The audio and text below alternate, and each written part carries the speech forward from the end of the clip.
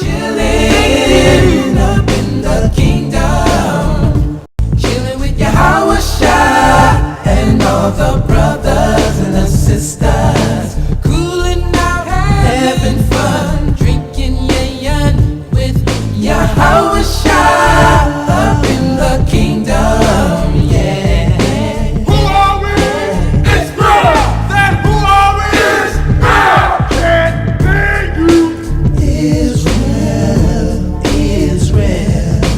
Who's the power? Yahweh Bahashim, Yahweh Shai's the power. I said, who's the power? Yahweh Bahashim, Yahweh Shai's the power. Yeah. Shalom, Israel. Shalom. Welcome to the Israelite School of Biblical History and Practical Knowledge. Here in Houston, H-Town, welcome to another Shabbat morning class. You've made it through the week again, and we're back at the rest day. We are here located at 231 FM 1092, Stafford, Texas, 77477. Class times and date has not deviated. But if you question it, it's right there on the poster. We also have a location in Virginia, 2610 Granby Street, Norfolk, Virginia, 23517. Class times there are Tuesday, Thursday, Friday, 7 to 9. Sabbath class 10 to 2. Rochester has it popping, holy, righteous, strong, powerful, new school. Brothers full of zeal. 1600 Lyle Ave, Suite 1A. Their class days are the same as Virginia's. San Antonio, no excuse. If you're in Texas, you got two schools you can hit up. You can come through, worship, congregate. They're at 4444 Walls Road, Suite 201, San Antonio, Texas, 78218. Class days are the same as ours, but their times are 7:30 to 10, and the Sabbath class is 10 to 4. We have other forms of staying connected with the Blog Talk Radio. We have Priest Mashaba, Banaba, Tazapa, all on it. Good teachers. And that's blogtalkradio.com/Mashaba. We have several different YouTube channels. If you're logged into this one, there's other ones. The other ones are right underneath it. Israelware is still accepting orders. Get your Friends Up subscription if you haven't signed up yet. A dope headband and t-shirt for $75, or just a t-shirt for $35. Hebrew Academy is done every Monday in Virginia and Rochester, and every Tuesday here in Houston. And what Hebrew Academy does is, it's for brothers that want to do more, that don't want to just hang back in the audience or just hang back online. They want to actually learn how to ascend to the next level and be more than an average Israelite. To be a leader in the community, a teacher, a priest, and we teach brothers these fundamentals in Hebrew Academy. So if you inspire to be more, come to the Hebrew Academy. If you need to reach a priest or teacher, you can reach Priest Kazakia at 757-300-4047 or Priest Kwatazaka at 303-557-8979. We do have a business. It's called Sweet Ambiance. Your aromatherapeutic oils, your smell goods, Israelite smelling good. We have a monthly subscription, and we got several different monthly subscription packages. So check them out, see which one fits you, and do the right thing. Sign up. Sign up.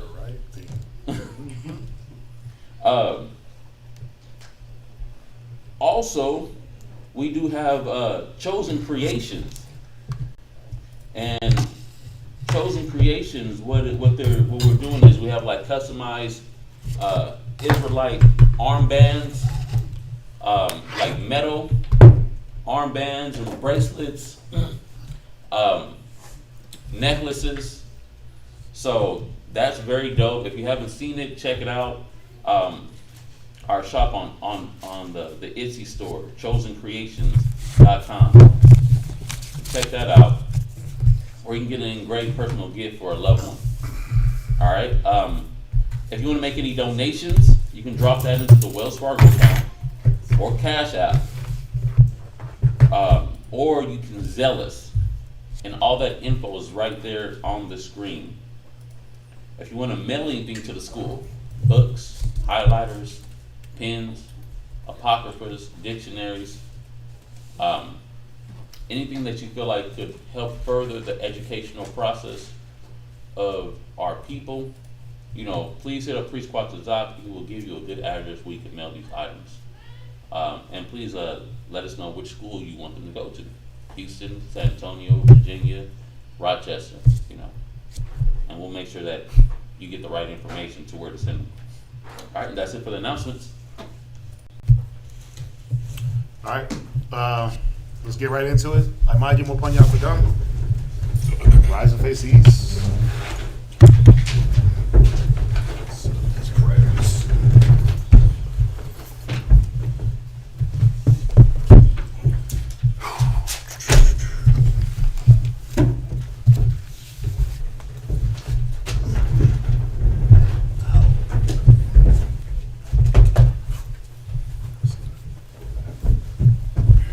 Barakatah Yahweh. Barakatah Yahweh. Bahashem Yahushai. Bahashem Yahushai. Bahawa'ah. Bahawa'ah. Bathalanawa. Bathalanawa. Awar. Awar. Zayawam. Zayawam. The water. Aman. Amen. And that's bless you, Yahweh, in the name of Yahweh Shai, that gives to us the light this day. Thanks, so be it. And the lighting of the candles represents the wisdom, knowledge, and understanding that we get through the Most High by Hashem Yahushai. Matthew chapter 5, verse 16 says, "Let your light so shine before men, that they may see your good works and glorify your Father which is in heaven." Barakatah Yahweh. Barakatah Yahweh. Bahashem Yahushai. Bahashem Yahushai. Bahawa'ah. Bahawa'ah. Bathalanawa. Bathalanawa. Rayach. Rayach. Rayach Echad. Rayach Echad. The water. Aman. Amen. And that's bless you, Yahweh, in the name of Yahweh Shai, that gives to us the sweet savor. Thanks, so be it.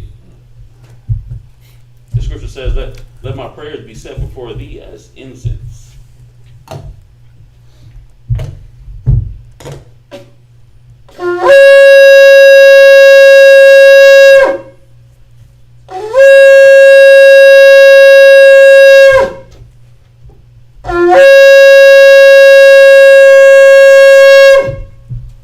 Barakatah Yahweh. Barakatah Yahweh. Bahashem Yahushai. Bahashem Yahushai. Bahawa'ah. Bahawa'ah. Bathalanawa. Bathalanawa. Hashabbat. Hashabbat. Hashalom. Hashalom. The water. water. Aman. Amen. And that's bless you, Yahweh, in the name of Yahweh Shai, that gives to us the Sabbath in peace. Thanks, so be it. This is Psalms 121. Ainashah. Ainashah. Ayanyam Yad. Ayam Yad. Al. Al. Aharyam. Aharim.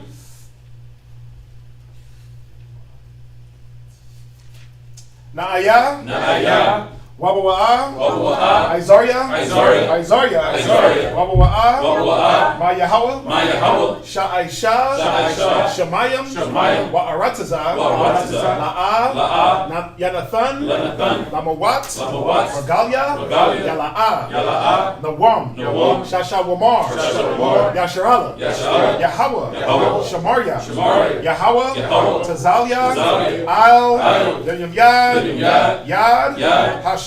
Hashemash. Yala'ah. Yala'ah. Hakaya. Hakaya. Bayawam. Bayawam. Wala'ah. Wala'ah. Halabana. Halabana. Balayala. Balayala. Yahweh. Yahweh. Yashamaria. Yashamaria. Makal Rai. Makal Rai. Yashamar. Yashamar. Napashya. Napashya. Yahweh. Yahweh. Yashamar. Yashamar. Hawalakia. Hawalakia. Wabawa'aya. Wabawa'aya. Ma'aitan. Ma'aitan. Wa'ai. Wa'ai. Iwalam. Iwalam. Aman. Amen. Psalms 121. I will lift up my eyes unto the hills, from whence cometh my help. My help cometh from the Lord, which made heaven and earth. He will not suffer thy foot to be moved. He that keepeth thee will not slumber. Behold, he that keepeth Israel shall neither slumber nor sleep. The Lord is thy keeper. The Lord is thy shade upon thy right hand. The sun shall not smite thee by day, nor the moon by night. The Lord shall preserve thee from all evil. He shall preserve thy soul. Shema Yasharala. Hawa Allah Hayanawa. Yahweh Echad. Shema Yasharala.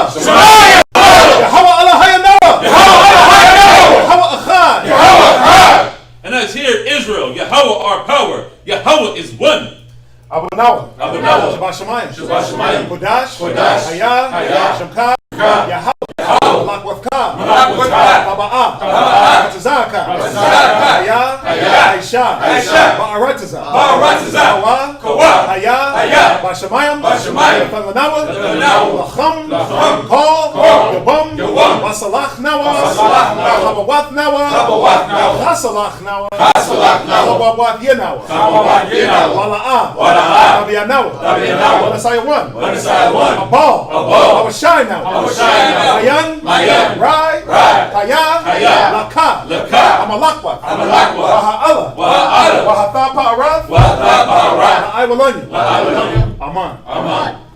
This is the Lord's Prayer, which can be found in Matthew chapter 6, verse 9. After this manner, therefore, pray ye, Our Father which art in heaven, hallowed be thy name. Thy kingdom come. Thy will be done in earth, as it is in heaven. Give us this day our daily bread, and forgive us our debts, as we forgive our debtors. And lead us not into temptation, but deliver us from evil. For thine is the kingdom, and the power, and the glory, forever. Amen. Aishara. Aishara. Matazawa. Matazawa. The Ten Commandments. Number one, La'ah. La'ah. Yahaya. Yahaya. Laka. Laka. La'ah. La'ah. Yahaya. Yahaya. Laka. Laka. Alahayim. Alahayim. Aharyim. Aharyim. Al-Panya. Al-Banya. Thou shalt have no other gods before me. La'ah. La'ah. La'isha. La'isha. Laka. Laka. Pasal. Pasal. Wala'ah. La'ibadam. La'ibadam. Thou shalt not make unto thee any graven image. La'ah. La'ah. Dalakwak'ah. Dalakwak'ah. Sham. Sham. Yahweh. Yahweh. Bashawa. Bashwa. Thou shalt not take the name of the Lord thy God in vain. Zakar. Zakar. Hayawam. Hayawam. Hashabath. Hashabath. Lakwadashwa. Lakodashwa. Remember the Sabbath day to keep it holy. Kabad. Kabad. Abaka. Abaka. Wa. Wa. Amaka. Amaka. Honor thy father and thy mother. La'ah. La'ah. Laratazak. Karatazak. Thou shalt not murder. La'ah. La'ah. Tana'ah. Tana'ah. Thou shalt not commit adultery. La'ah. La'ah. Taganah. Taganah. Thou shalt not steal. La'ah. La'ah. Ta'inah. Ta'inah. Shakur. Shakor. Thou shalt not bear false witness against thy neighbor. La'ah. La'ah. V'chamad. V'chamad. Kol. Kol. Asherah. Asherah. Lara'aika. Lara'aika. Thou shalt not covet thy neighbor's house. Bahashem Yahawashi. Bahashem Yahawashi. The water. The water. From Yah. From Yah. Aman. Aman. Yeshabium, which means to be seated. Let's skip some. La.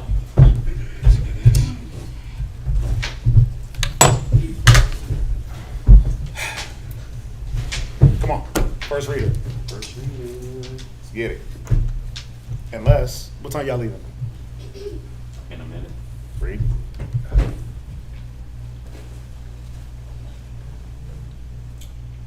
Six. Goes to 9.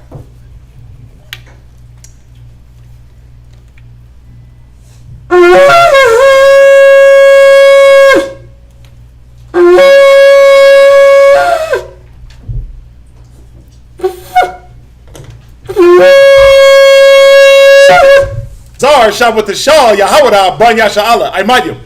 Barak. Yahweh.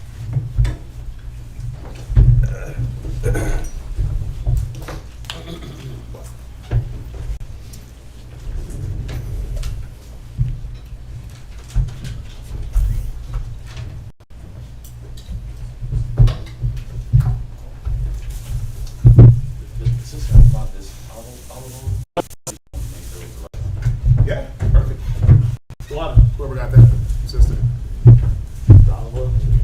The anointing earls. Who's that? Oh. Yeah. Shalom to everybody online. Man, it's like every day is a Sabbath. It's weird. It just comes so quick. It does. Yeah, it be floating, which is good, right?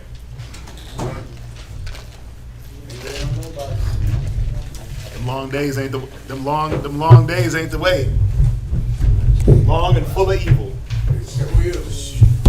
Long. Woo. Yeah, buddy. How's everybody feeling?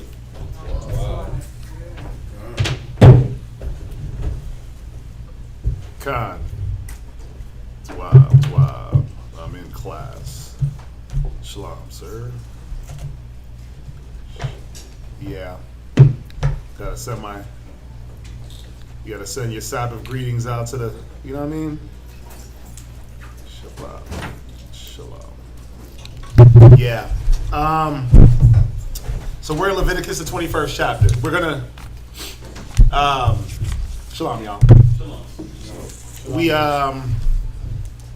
We usually do the Apocrypha, but I'm gonna hold off on that.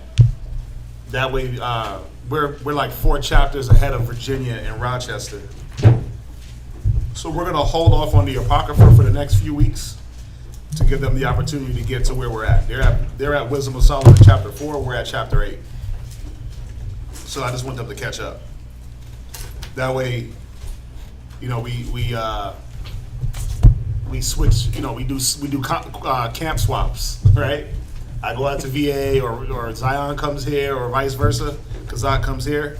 We're all on the same page, and that's what we're going to be doing in July anyway. If y'all don't know, I'm going to Virginia for a month. Kazaki is coming here, so we just want to make sure we got everything, all our ducks in a row. Also,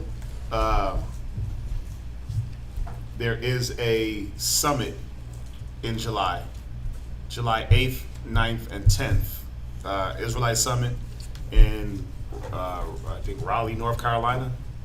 So take your days off now. Get your calendar in order. We definitely want to do that. We're definitely going. So sisters too. Yeah, sisters too. Right? Try to get the sisters in there. I mean, you know, when they first started doing the summits, it kind of was just brothers. But then as they've been doing it, you know, as kids, we're a nation, right? We're not just a nation of men. So sisters are there, kids are there. So if you got the opportunity, try to make it out. And you know, we'll get the details. It's a month away, or what month is this? May. 2 months away. Month and a half away.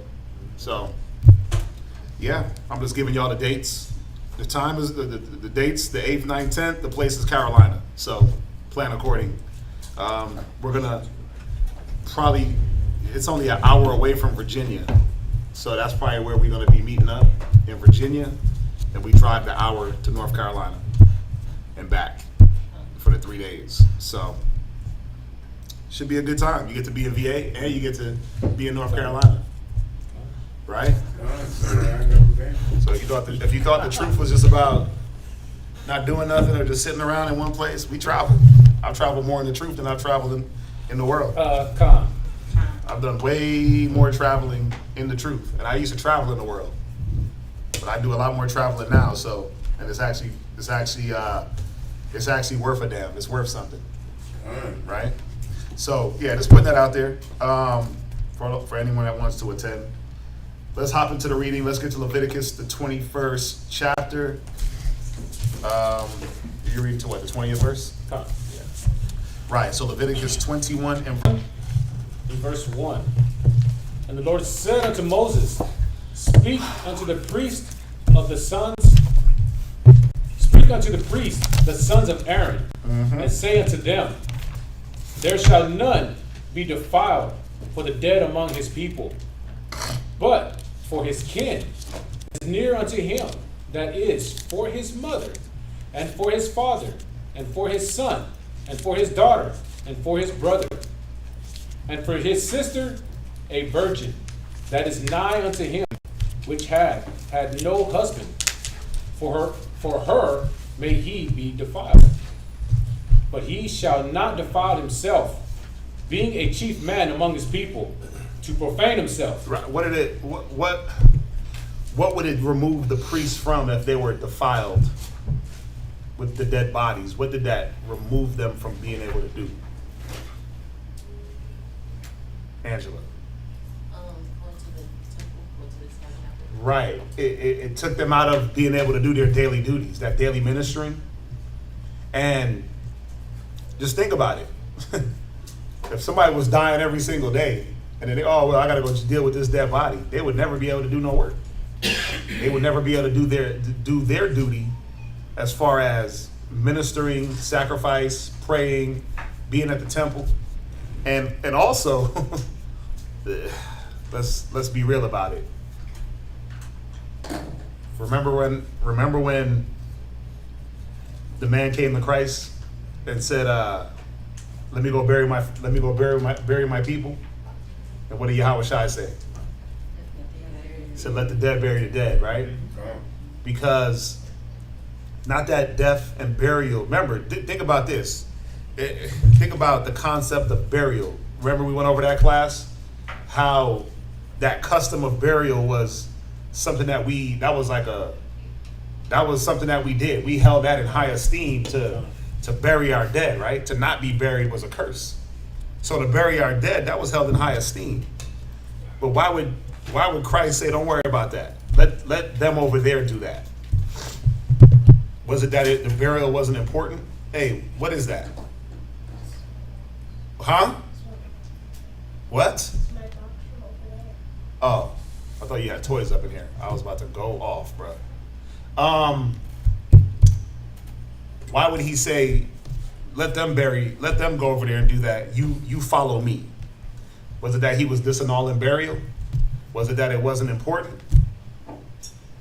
Nah, it was very important. He didn't say don't bury him at all. He just said let the dead bury the dead, right?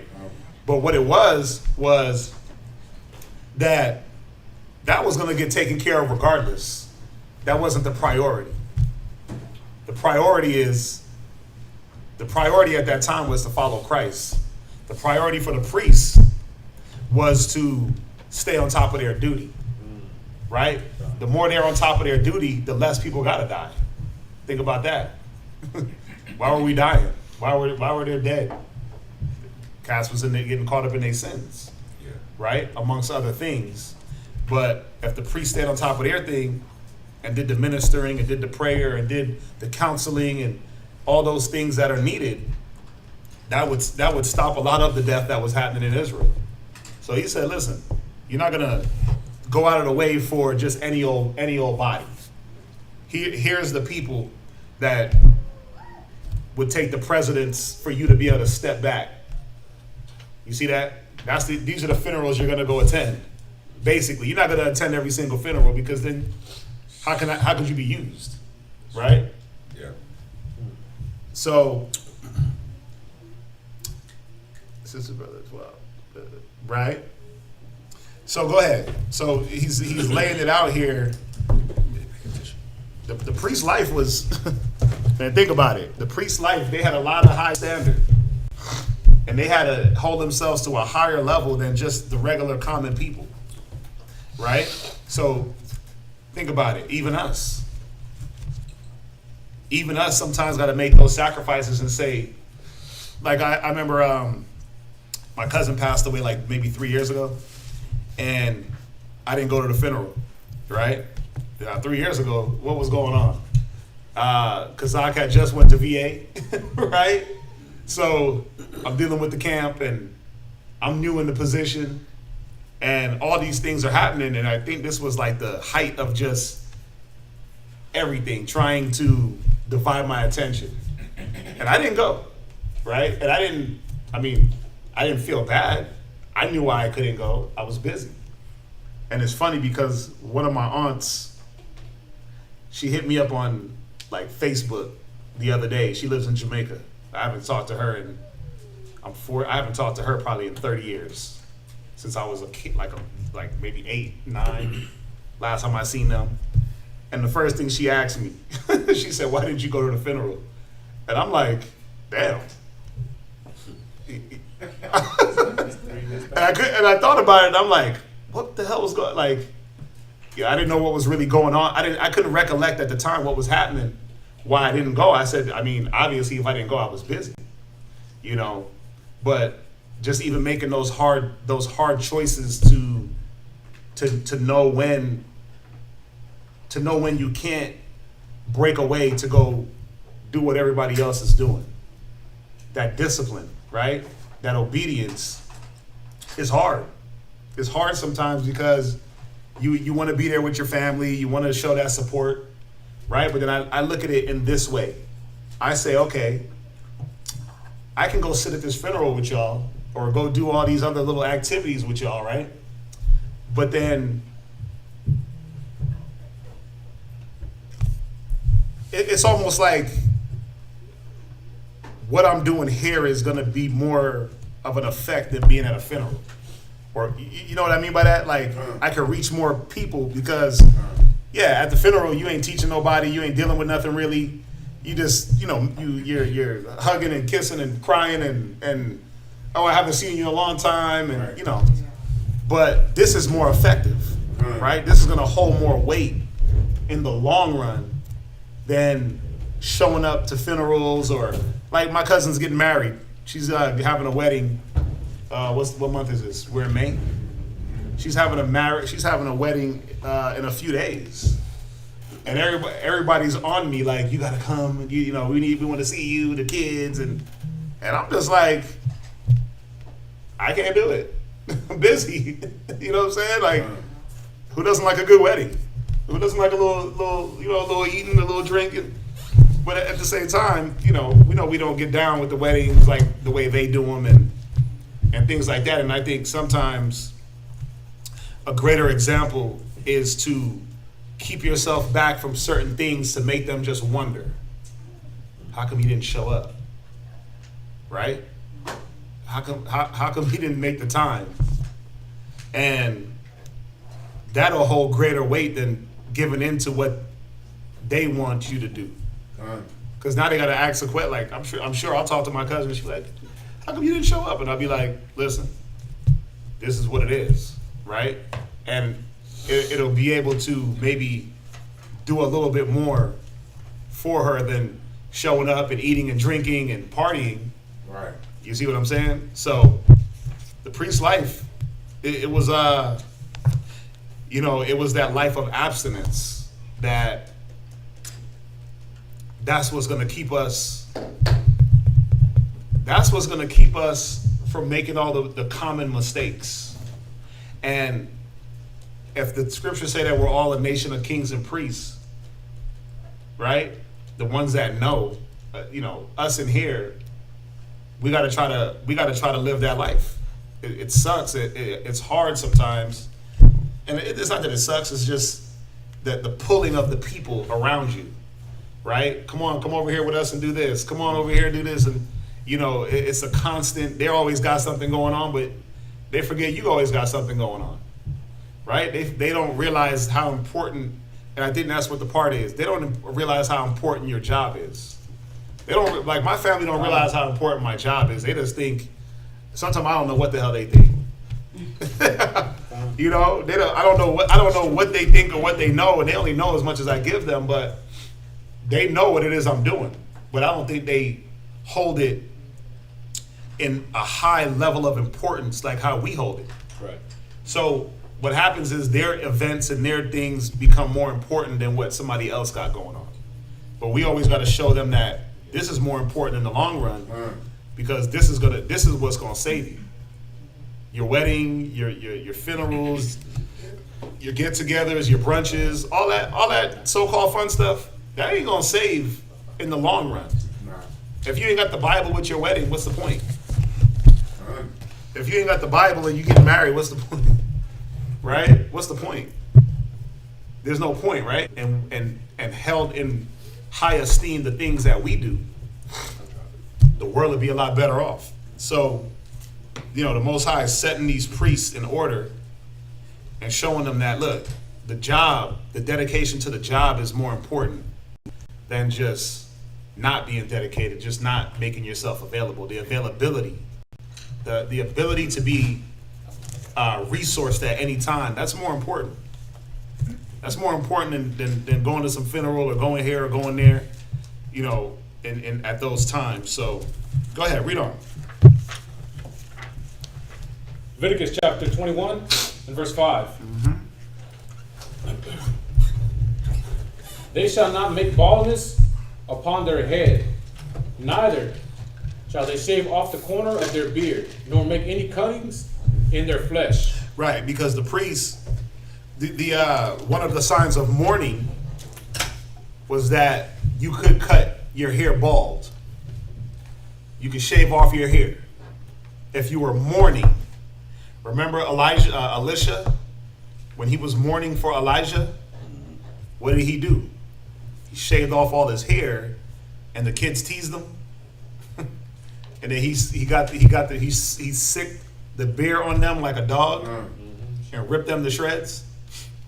So in times of mourning, or to show that you were mourning, you could cut your hair off.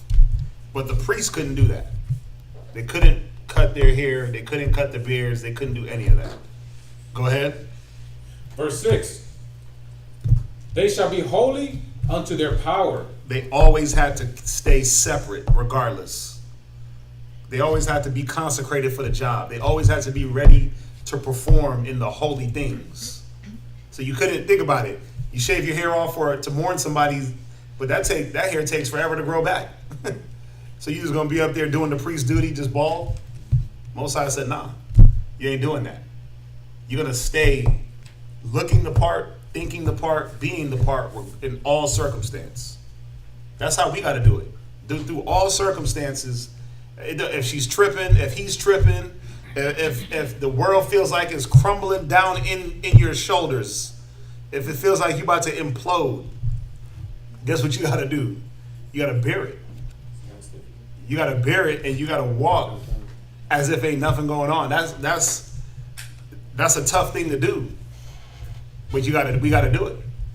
Especially, just forget about just a priest, just men, just us as being men. We gotta do that. We gotta bear that burden, and we gotta carry that burden. Go ahead. What's that? Shouldn't that be kind of that verse 5? Right. Some people may think that it's a sin for you to cut your hair off. A sin to shave your head. Well, for one, there was nothing against shaving your hair. Remember, I went through this about shaving, poling, and trimming. Yeah. So, yeah, in the times of mourning, you could do it. Okay. You could shave your hair off, right? But hold on.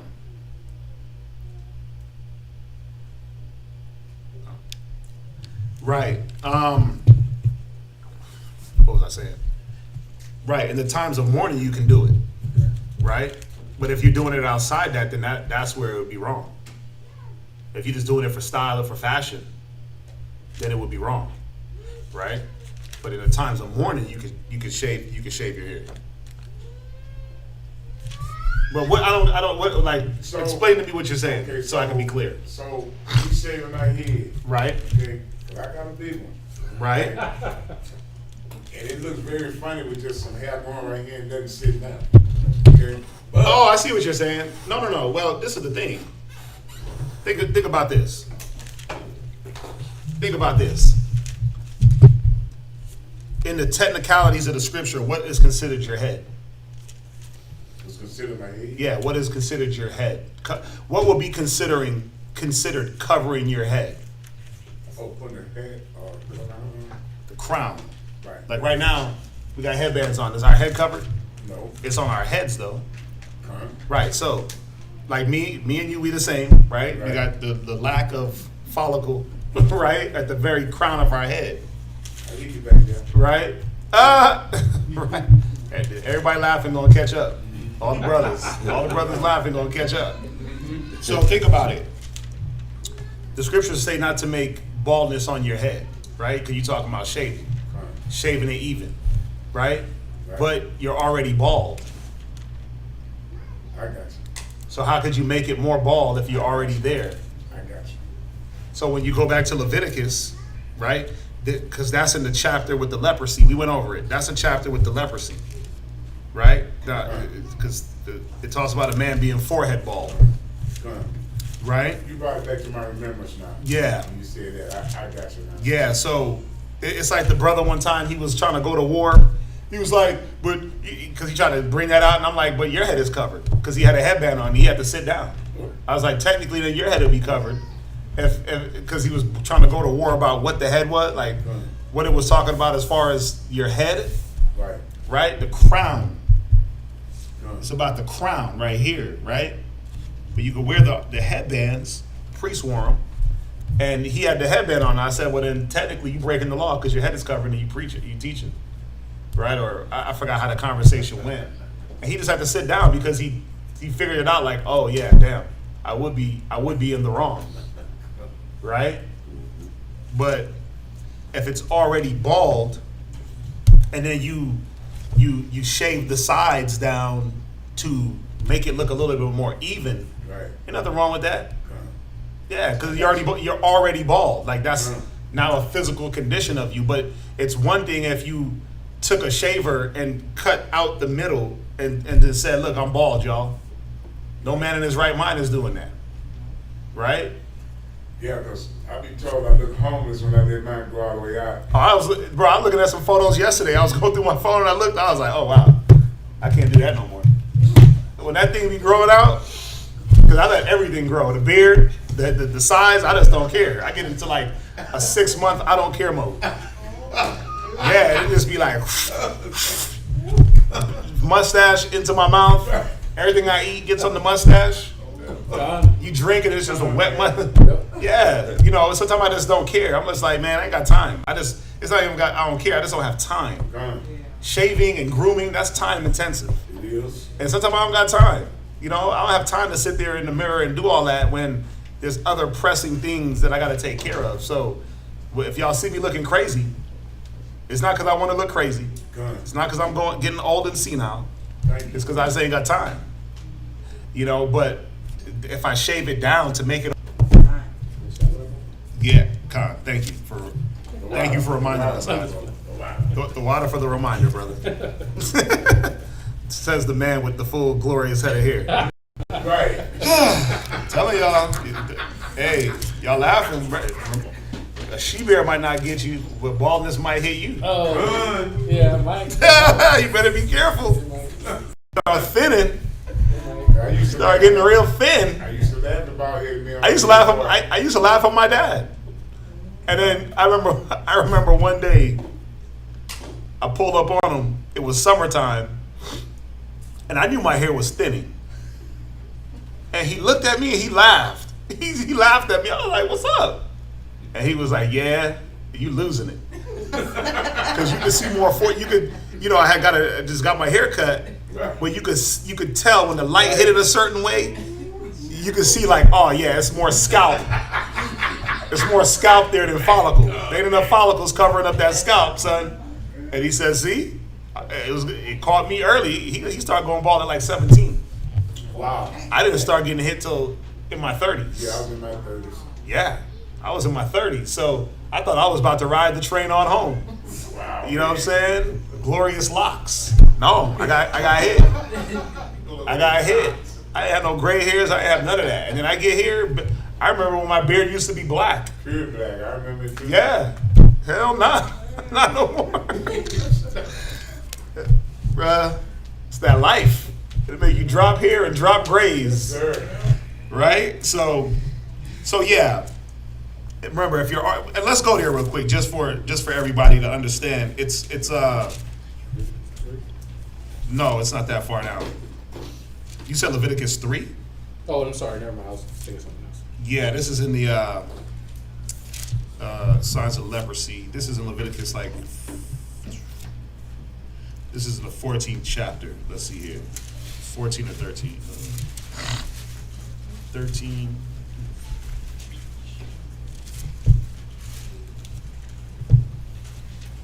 Let's see here.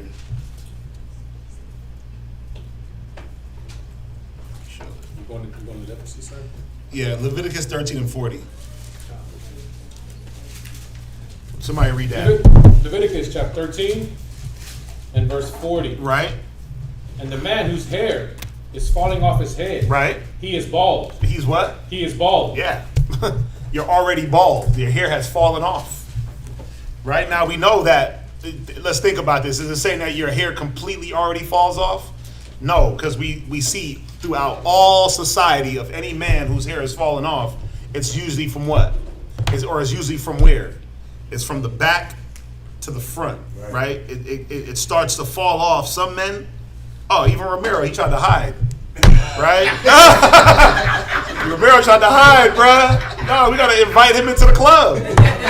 He did one of he dipped down and looked at his book. I was like, got him. Got him. Romero tried to hide, bruh. Why you wasn't saying nothing, huh? Why you wasn't trying to be a part?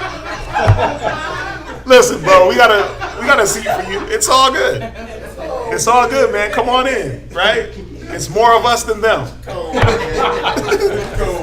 Right? He tried to hide. He was over in the corner just being real silent. He looked down at his Bible. I was like, oh, damn. Right? You know how to do it. Come on. So, if your hair falls out, it usually is from the crown forward. It don't go from the crown backwards or sides. Usually it's the top piece, right? And it makes a little cul-de-sac little thing, right? So this is what it's talking about. A man whose hair has fallen off his head, he is bald, yet he is clean. So, I mean, first of all, you got to ask yourself, why is this nestled into the whole leprosy talk? Because this is nestled in with leprosy. Well, because it wasn't. There was a stage in our maturation of the nation. We weren't just losing our hair, right? It's common now because it's happening. But there was a time. Just believe it. Believe it or not, there was a time when we weren't just losing our hair as men. When it said Moses didn't lose his natural strength, that meant eyesight, that meant hair, that meant teeth, that meant nails. He was strong. He wasn't balding. He wasn't just losing hair like that. So it's reminding us that when you see a man that starts to lose his hair or he goes bald, he's clean. There's not a problem there, right? There's not an issue where now you got to watch out for some type of skin-eating disease or some madness like that. He's clean because that was going to be something that was going to start hitting the people, right? But What's that? Bob's so cold, brother. He tell you why your hair falling out. Thank you. It's cold. Yeah. Oh yeah. It's going to tell us.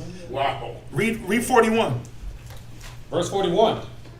And he that had his hair fallen off from the part of his head toward his face. So now it's going to give us another instance. Because you have two, they call it male pattern baldness. There's two ways for it to happen. Either you lose it here and you get that big circle and then you have hair going to the front. Right? You've seen the guys, they got it's like, damn, he got some nice hair. And then when you get up close, the whole top is gone. You're like, oh, damn. He needs some Rogaine. Right? But then you have some, like me, Shamala, Romero, where the sides and it's right here and right here. I might have a little patch. I might be trying to cap a little bit with this little patch. Trying to act like I got something. Right? The little patch right here, I'm trying to let it connect back. Come on, man. You know what I'm saying? But it is, for the most part, it's different for a lot of males, but it's the same for a lot of males. You line up a lot of guys that are balding, and you'll see like, oh, male pattern baldness. There's a pattern of baldness.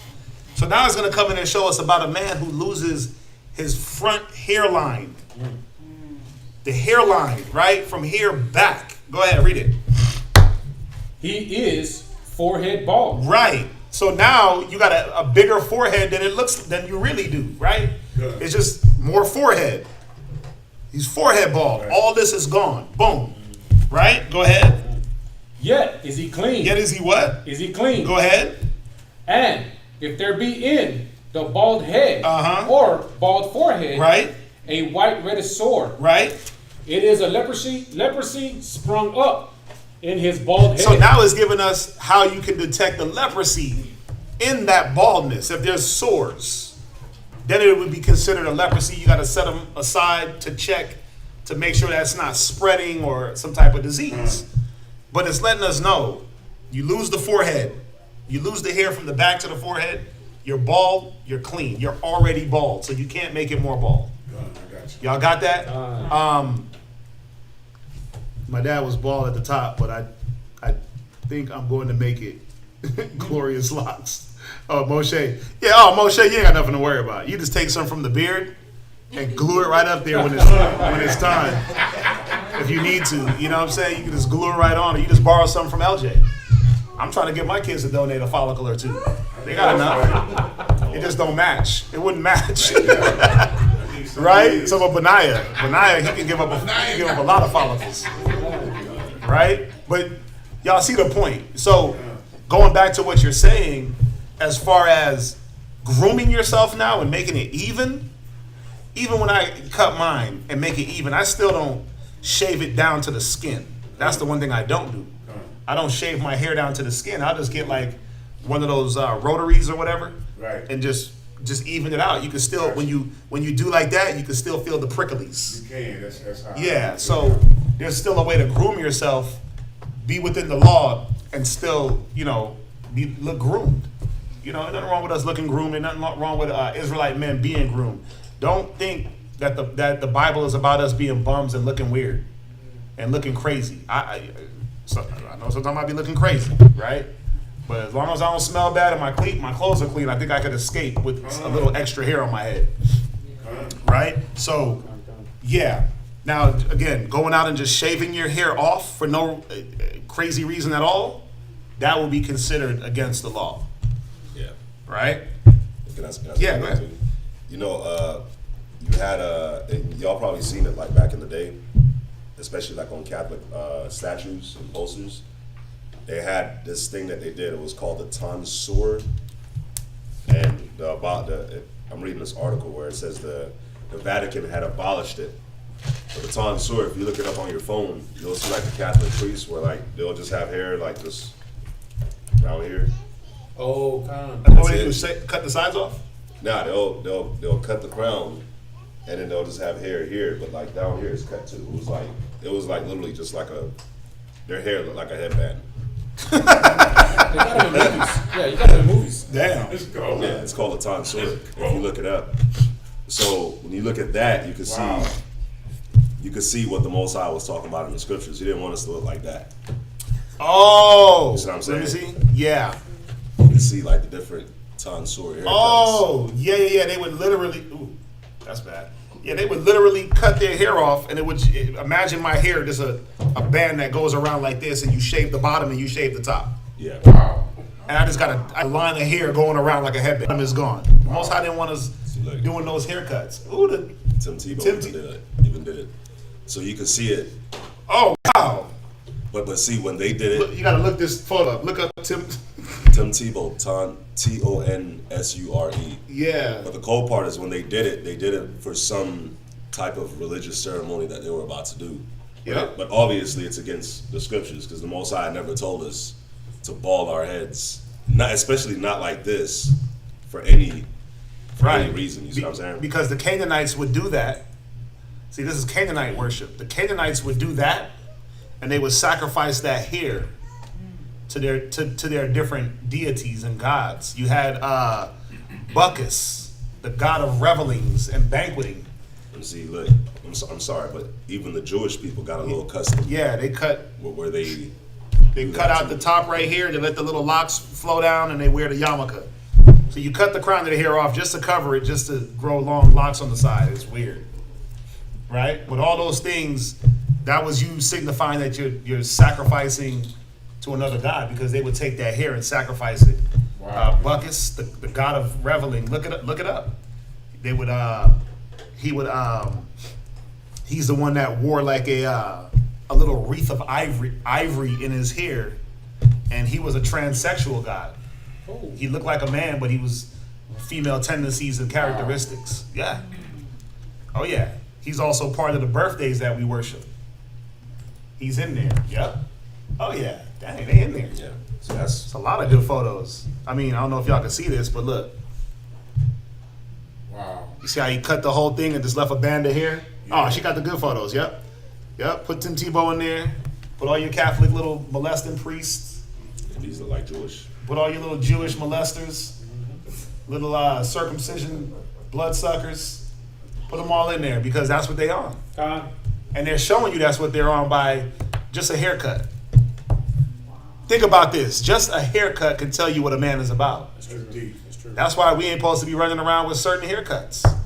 When Mr. T came out with the haircut, with the sides boom boom and and we call it a mohawk, right? But it's not. It's not a mohawk. It was a haircut he got from like one of these African tribes. But what was he letting us know? That's what he was about. He was about whatever these African tribes were about, right? He was about representing that. So even a haircut. But then you got the women, they'll run around with the shaved sides and or they'll run around with one side shaven and the rest, right? That all means something. Or you blonde your hair. We know that in the back in the day when you blonded your hair, what did that mean? Use a hoe, ho, right? That's what that meant. You were letting people know that you were a temple prostitute. Men and women did it. So that blonde hair that y'all sisters running around with, what are you telling people? Arms a hoe, ho. You know the song by Ludacris, right? But but the thing is, that's why you can't follow your captors. That's why you can't follow your captors, because they'll have you walking around looking like a hoe. Oh, God. They'll have you walking around looking like a temple prostitute, and you're like, oh no, it's just fashion. It's my body, it's my freedom. Yep. What the hell? That's true. So the hit body, it was women. Women were getting edge ups to accentuate their features. That was a female thing. That was an Egyptian woman thing. They were doing that to accentuate, because that's what just look at it. Look at a photo of a man with the edge up and without it, and you're gonna see his cheekbones are popping. His lips are more pronounced, right? His eyes and all these different features are he looks a lot different with that. And then y'all are like, oh my God, he's more handsome. He looks like a dyke. But he he looks more like it takes away the ruggedness of that man, and it makes him look more soft like a woman. True that. But women were doing it first. Why? To accentuate their features, to look more feminine. So if women were doing it first and the niggas adopted it, what men adopted edge ups? Gay men, transgender men adopted that to look more pronounced, to look more softer. Pretty boy. Yeah. What's that? Let's kind of go back to what I was saying kind of last night. Okay. About subliminally things are put into your mind, Mm-hmm. and you have no reason why you're doing it. Yep. You know, so you should ask out things, question things. There's nothing wrong with that. But that also brings me to a story where the wife had asked the husband a brisket or something like that, and she would cut off the end and put it in the crock pot and cook it. And so he asked her, why would she do that? And she's like, because my mom did it. Mm-hmm. So she ended up asking her mom or her grandmother asking why they did it, because my mom did it. When they got to, I guess, the great-great-grandma, she said, oh, I cut the end off because my pot was too small to fit it all in. And so it's kind of like we do things, you know, not knowing why we do it. So And all you gotta do is get a bigger tell pot. her, yeah, you know, wasting this. You're wasting a half a brisket. Yeah. Right, that just goes, you know, for the traditions of men. Tradition of men. As I said, you face that. So we should question things and wonder why it is that we're doing what we're doing. But a lot of times we just do it because that's what we've been around. Yeah, that's what we've been taught. It's like anything that we've learned, though. The tradition that we've learned. Oh, that's just tradition. Like think the eyelashes that just looking crazy as hell. Now, go back into history. Let's go back into history and who had those eyebrows first? What character? There's a character in history. There's a character in what? Okay, but no, right? But there's a character. There's an actual character. A great American character. What? Tanya? Even before Snuffleupagus. And even Snuffleupagus was a damn man-woman. Snuffleupagus, the big elephant from Sesame Street. Couldn't tell what the hell that was. Right? What? You said it was. It's a character. It's a female character. It's Betty Boo. Now, Betty Boo was what? When she was a showgirl, right? But think about what she ran around in. That was Betty Boo was the character from like what, the 40s and 50s. She was now think about it. She wore the red dress. that or shorts, or she wore also the bikini bottom type thing, right? Like how Beyonce wears the one now. That same type of corset type of scandalous. It's not too bad because it covers, but it's still bad because if you move the wrong way, everything's exposed. But think about what did Betty Boop, whatever her name is, what did she represent back in those times? To be dressed like that, to wear the red lipstick, right? The hair in the finger waves, and those damn eyelashes. What was she representing for women at that time? In a time of cook, clean, be a mom, be a housewife. What did Betty Boop represent? Wasn't she the total opposite? Wasn't she the liberation, the freedom? Wasn't she the, no, you can step out and do outside of the house? And in those eyelashes, for some reason, that caught on all the way to this day. Looking like her, but what does it represent? Oh, it's fashion. Okay, it can be fashionable, but they got to be all the way out here. When you close your eyes, it's like a strong breeze, it's like Hurricane Harvey. Yeah, it's like, come on, man, you blink and you start flapping away. What are you doing? What makeup and what hairstyle and what hair color and what clothing and apparel are you wearing that had some type of attachment to destroying your people? It all does. That's the thing. He wasn't rolling around with eyelashes out to here and mohawks and looking like The Weeknd when he didn't decide to comb his hair, or looking like Jay-Z. We wasn't rolling around looking like that. We wasn't rolling around. David, come on, man. Was David running around? He ran to the barbershop like, yo, let me get that taper. Let me get that fade, right? David wasn't doing that. Absalom wasn't doing that. It was like, man, cut this off, clip, pull it, right? 100 pounds of hair, something like that per year. Pounds and pounds of hair, but it wasn't, think about it. He said he pulled his hair once a year. So was he every that? We were on looking at ourselves for the beauty. That's why it says, abhor not a man for his beauty, for his outward appearance. Because a man was going to look rough. A man is handling a man at war. He ain't got time to shave. That's true. He ain't got time to groom himself, man. He got time to grow a beard, let his hair grow crazy, and live. A woman, a female at work, at war, she ain't got time talking about her nails. Gotta get my nails did every week. And my toes gotta match, and I gotta get the press, the 10-piece set, the acrylic. Right? I gotta go get me a facial mud dip mask.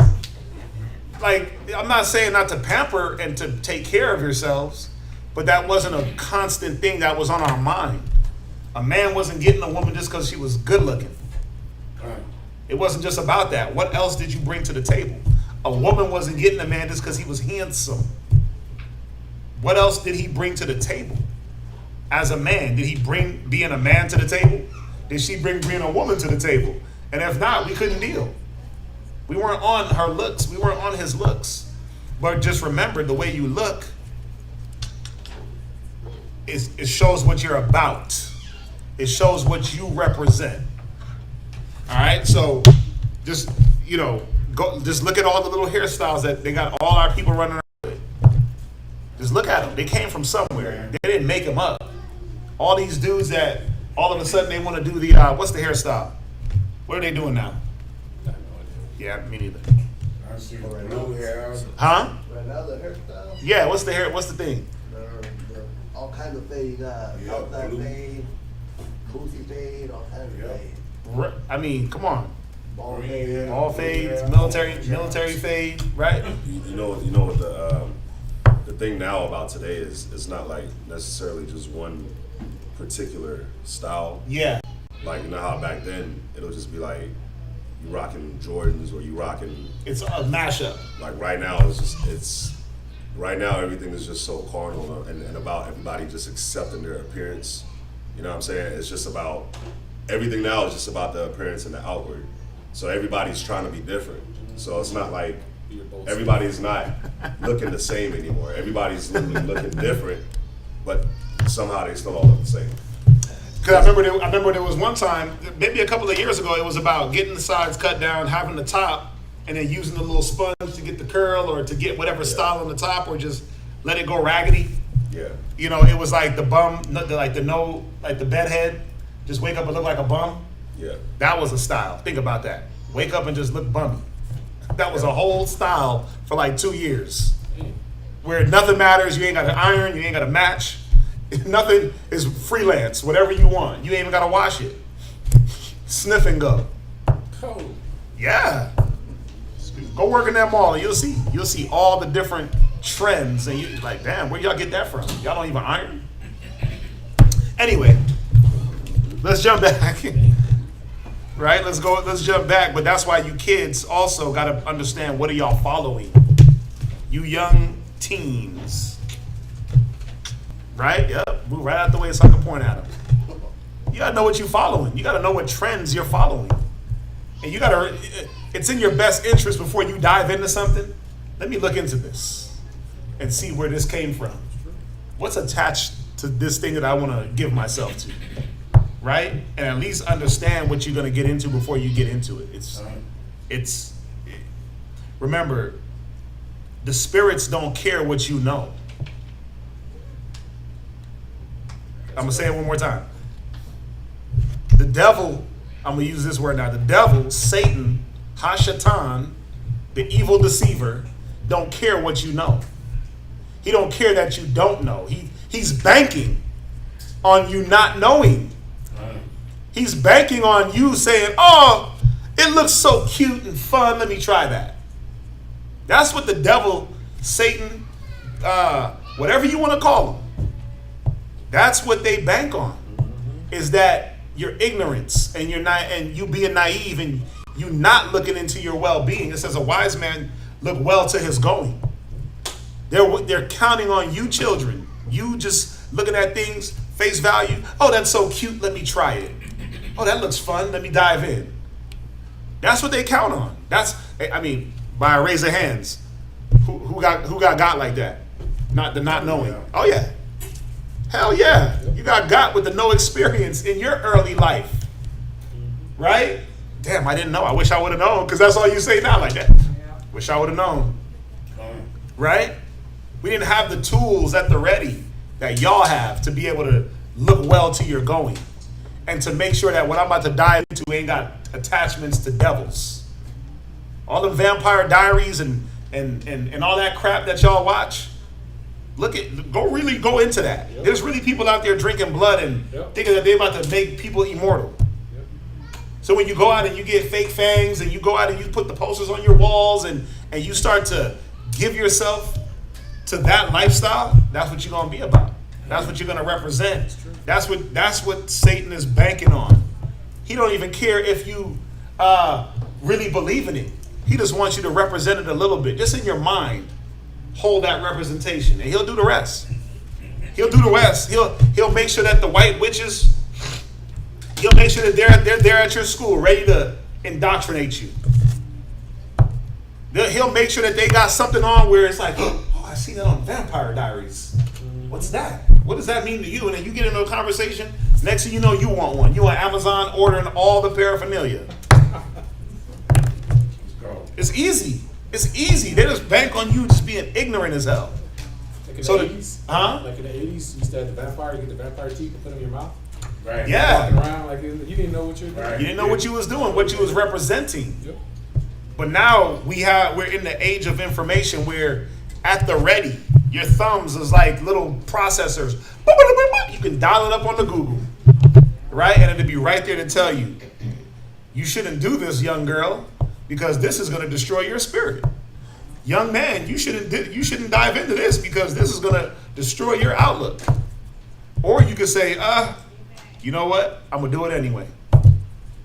The good thing is y'all got the choice, but you got the information to choose from. Yeah, that's true. That goes to go back to the scripture where it says that you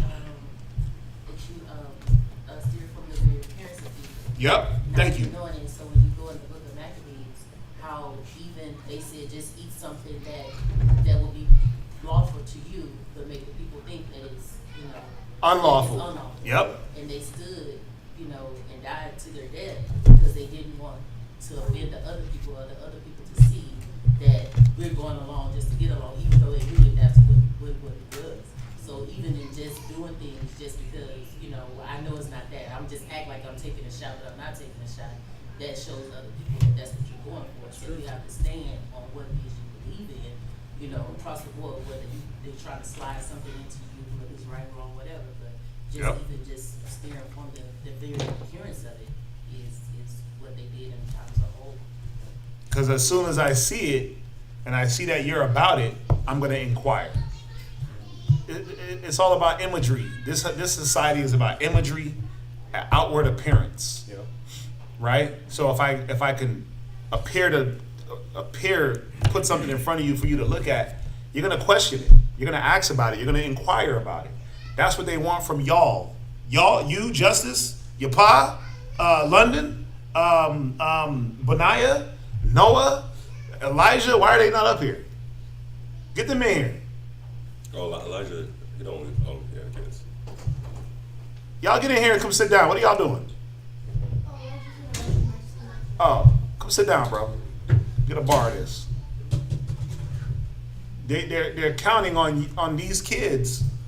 What are we? Okay, let me ask y'all a question. What are we counting on these kids to do? What are we counting on y'all to do? Okay, what else?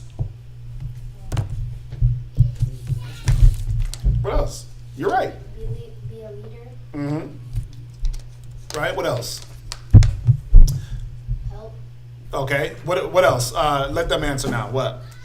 Basically, just doing the same thing that you're doing, follow the same example that you have set up. Right. What else, Justice? Okay, we'll wait on Justice. Benaiah. Be an example. Right. What kind of example? Right, a good example. Okay. What else? And then to follow what y'all do. Okay. Justice. Like, be there and help and, like, leader. Right. So everything y'all said was right. Now think about it. If that's what we're influencing you guys to hopefully do the right thing and make the right decisions with your life and not do the things that we did in our young stages, right? Not go through all the different things that we went through that were negative. So if that's what we're counting on y'all and we're trying to pour all these things into you guys, what is the world trying to pour into you? Is it the same things? Do y'all think that the world cares? Wow. Noah, do you think they care? Why do you think? How do you know they don't care? The world. They don't help protect They don't help protect what? the earth or people. Okay, good answer. Justice. They try to influence you to do other things that aren't right. Right. Bad things. Your pa. Yeah, but basically, like, if you're doing this, they'll basically just slide to basically the complete opposite. Benaiah. They'll make it seem like we are what we're doing is hard and not something that we should like, and that what they're doing is something that we should like. They'll make their stuff look. Right. So it's not fun, right? They'll like it's not fun. You're not having fun if you're not doing what we're doing. They'll give you the opposite side and make it fun, right? That's why, like, how do they get kids to do Halloween? They put candy in costumes. Yep. Right? And make it, oh, that's so fun. Let me go, right? Or how do they get you to believe that bunnies lay eggs? Mm-hmm. They make you go on Easter egg hunts, right? How do they make you believe in that Valentine's Day is about love? They make little heart candies that say I love you. They make you do Valentine's Day cards in class, right? So London, how do they influence you? If your mom and your grandma are trying to give you, and everyone here is trying to give you guys the good, and you know the world is giving you the bad, how do they try to give it to you? In what way? What do they use? You got one sitting right in front of you. What do they use to influence you the wrong way? Okay, I'll come back to you. Noah, what do they use to influence you guys the wrong way? Music Okay, read.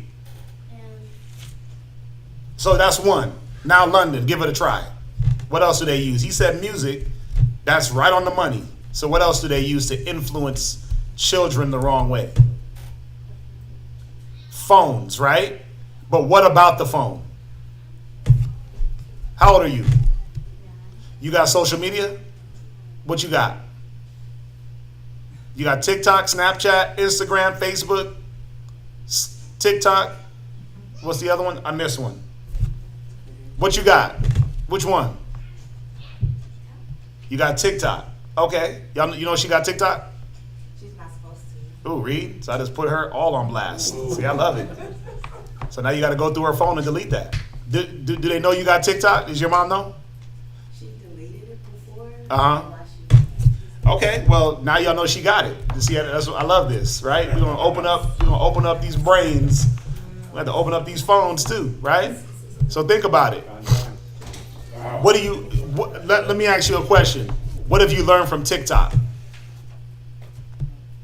Give me something positive that you've learned from TikTok that you can teach Seth.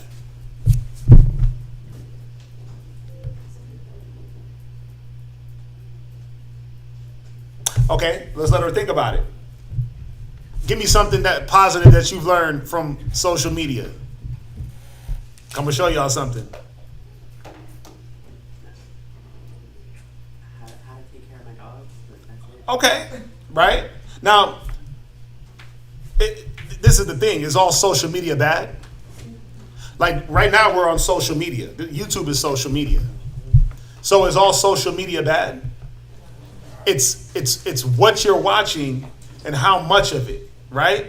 So you got a phone. Besides being in class, when's the last time y'all got on your phone and watched class? When's the last time y'all got on your phone and watched class in Virginia? See, that's the problem. When's the last time you got on your phone and looked at your Bible app? Okay, when? Earlier this week. Okay, boom. All right. When's the last time you got on your phone and did any research on any type of research that's going to benefit you outside of school, right? Outside of trying to cheat for your math test and get the answers and all that stuff. When's the last time you did research on slavery? Which one of y'all even know that slavery is real? Was slavery real, or were you guys indentured servants? Okay. Who knows when the first slave ship came to America? Which one of y'all? What? was it when Columbus took When? during when he was going to the Native Give me a date. American?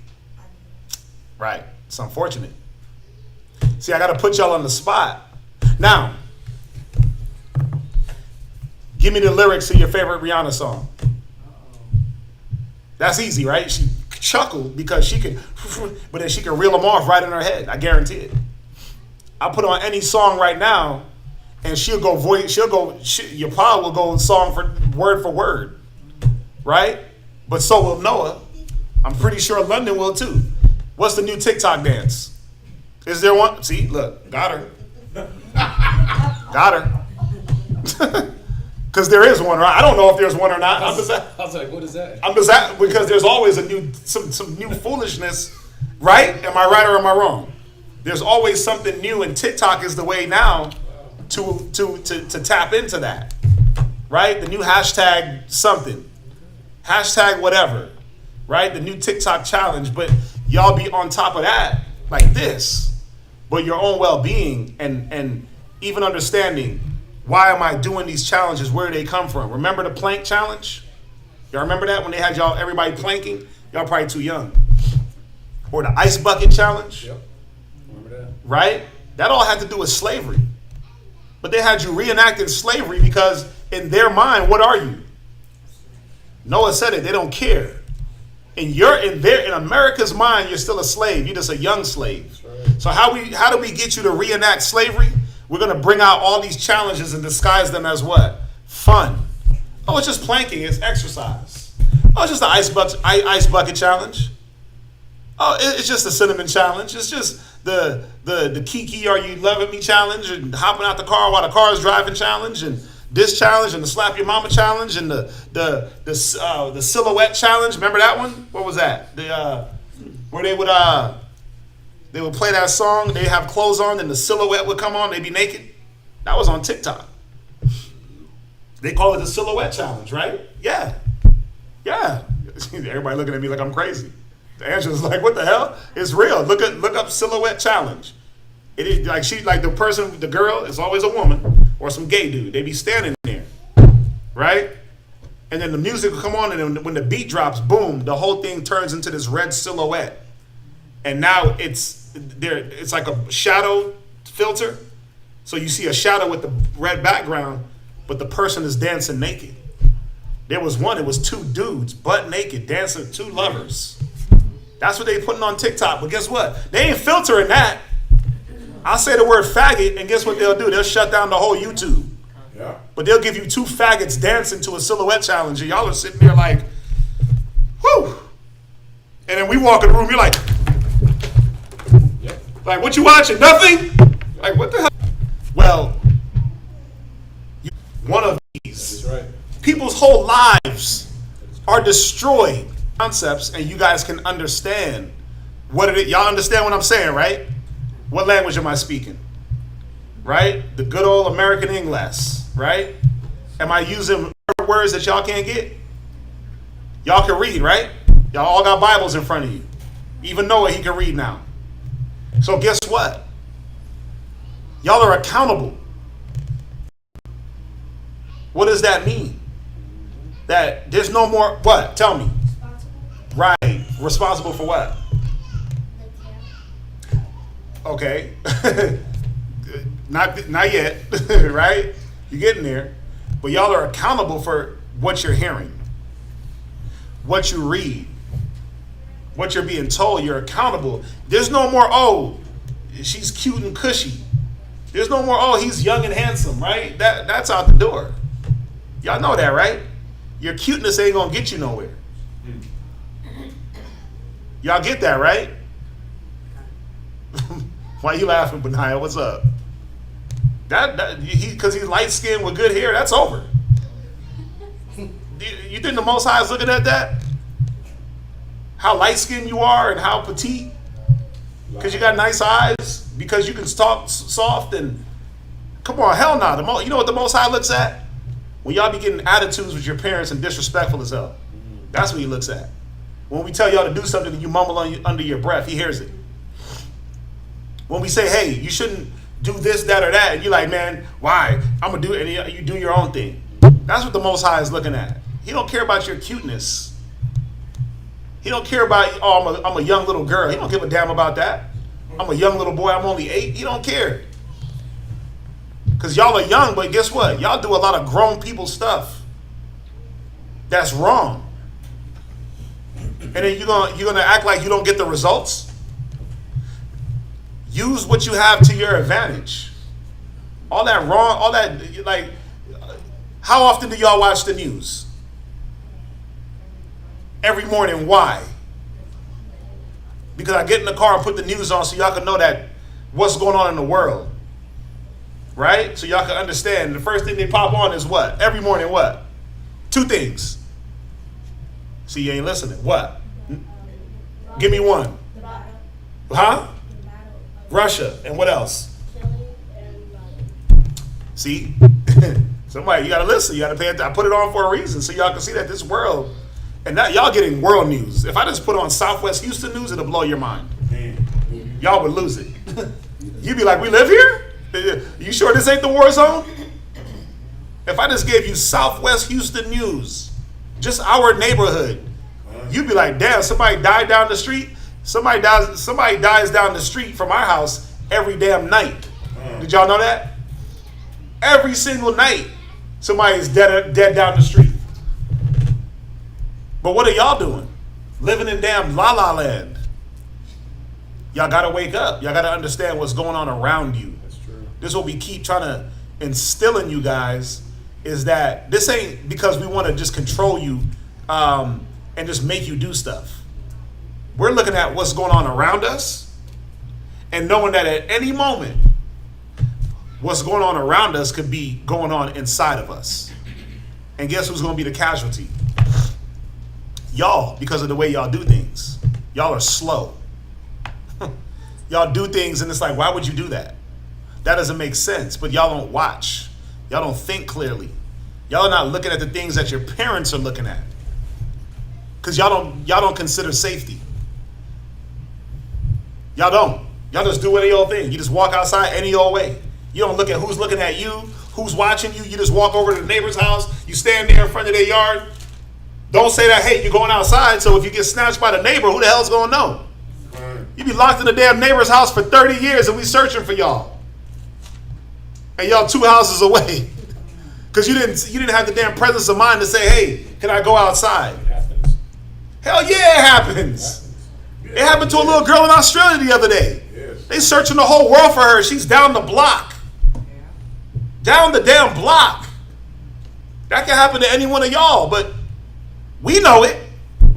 Y'all don't think it can happen because you're kids.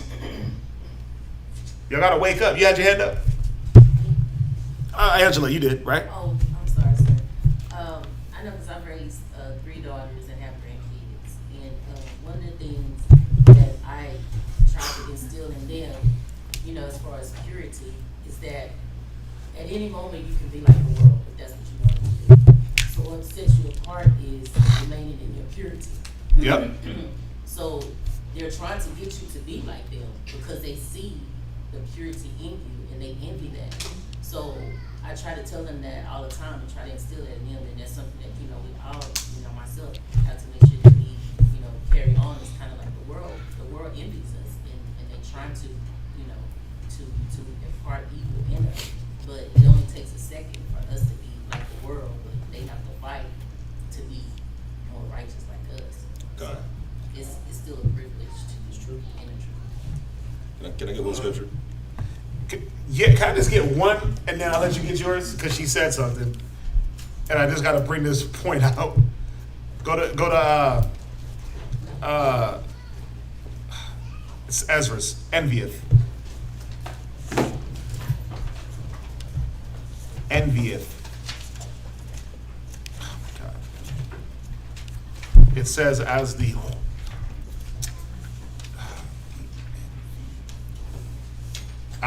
Second Ezra 16:49.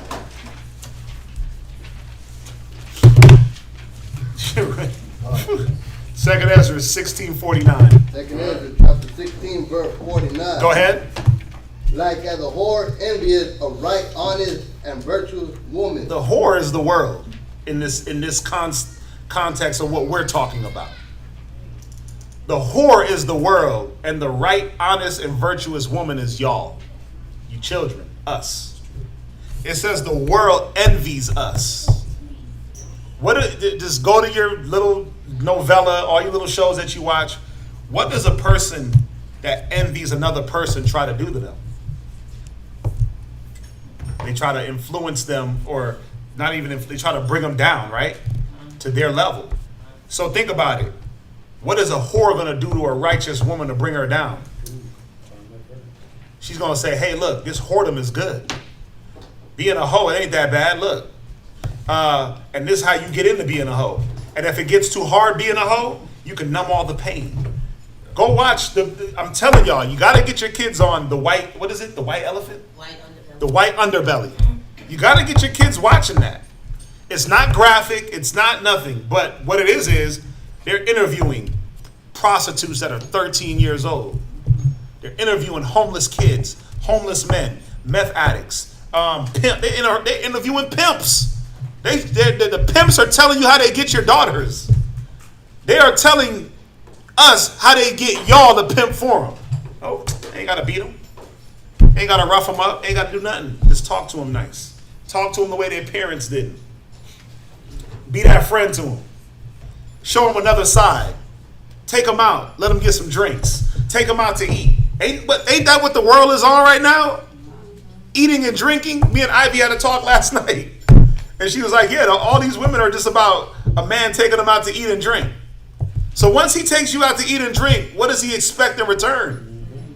Well, another part of that is that you got to give something up. And sometimes it ain't to him. I want you to be my hoe. The world is the whore trying to bring you down and take away your virtue and your honesty and your purity. You boys too. Don't get it twisted. It's going to get to the point where y'all going to be offered some real bad things by other little boys. You got to watch out and know what's out there.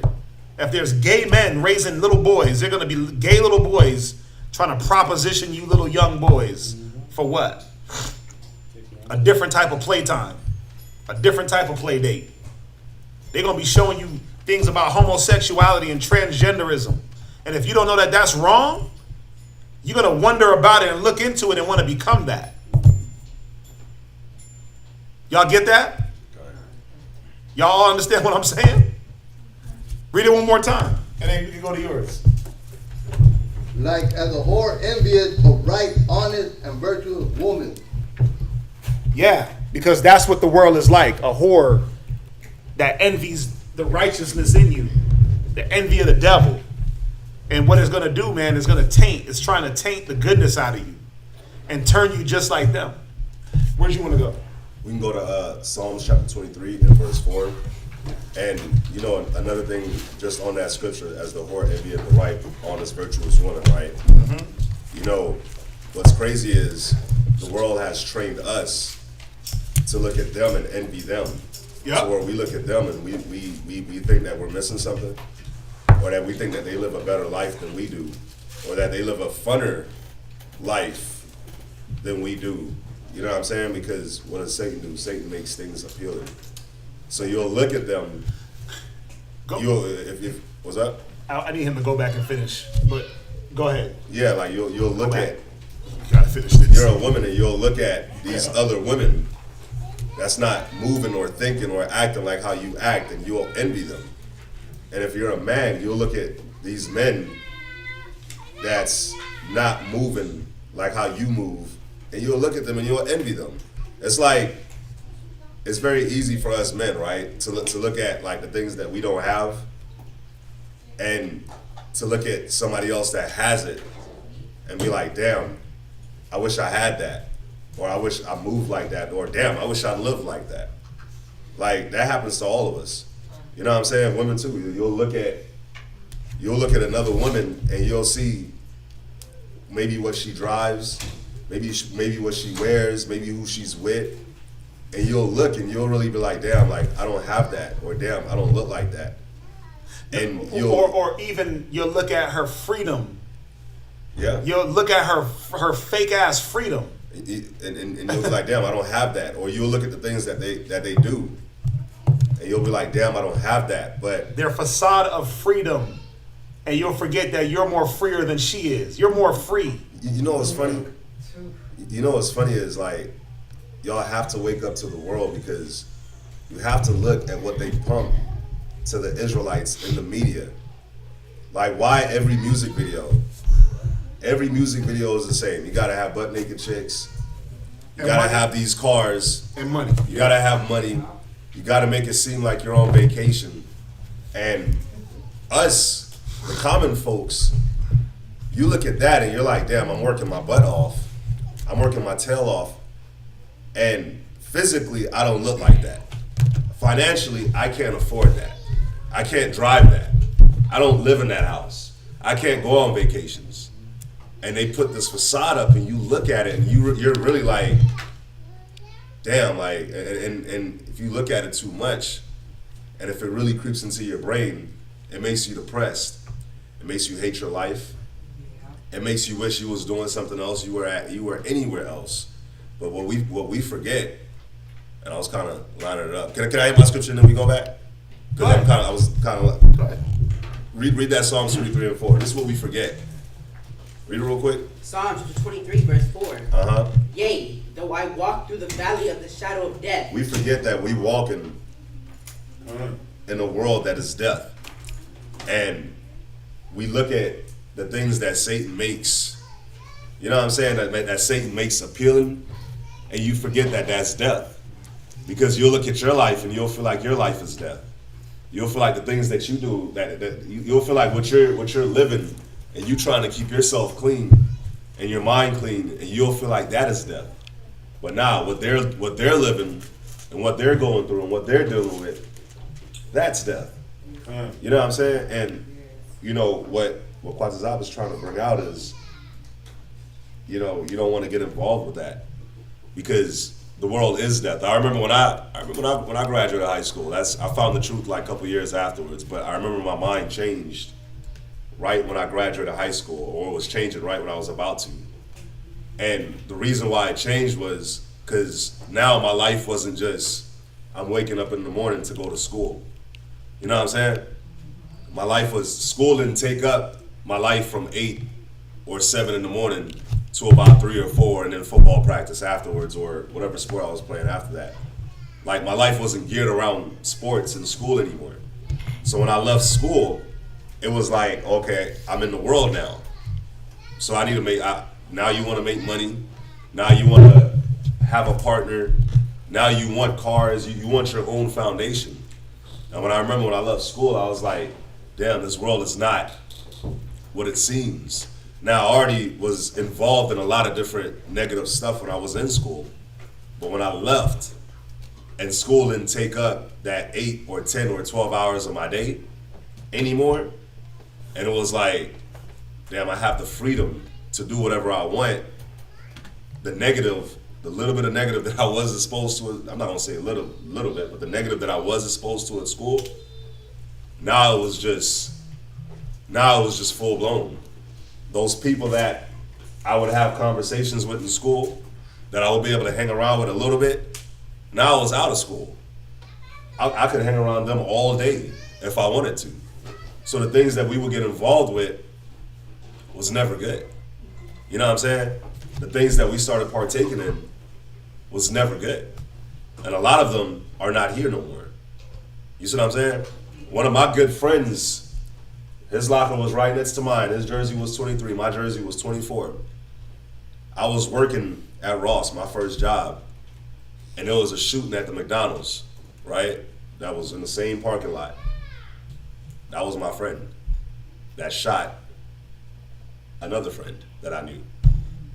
Why? Because they both was trying to be rappers, and the other one was becoming known, and he got jealous, and some type of beef happened, and they were part of 2 separate gangs that was created in the school, Cream Click and F.O.W. And yeah, long story short, he killed somebody. Now that one friend is gone, the other one is doing 25 years. And then the funny thing is, he got out on parole, waiting, and then he ended up killing somebody else. But these were, I'm bringing that up because when we were in school, it was like, that's not the individual that you thought. You didn't think that he was going to grow up to be that. You see what I'm saying?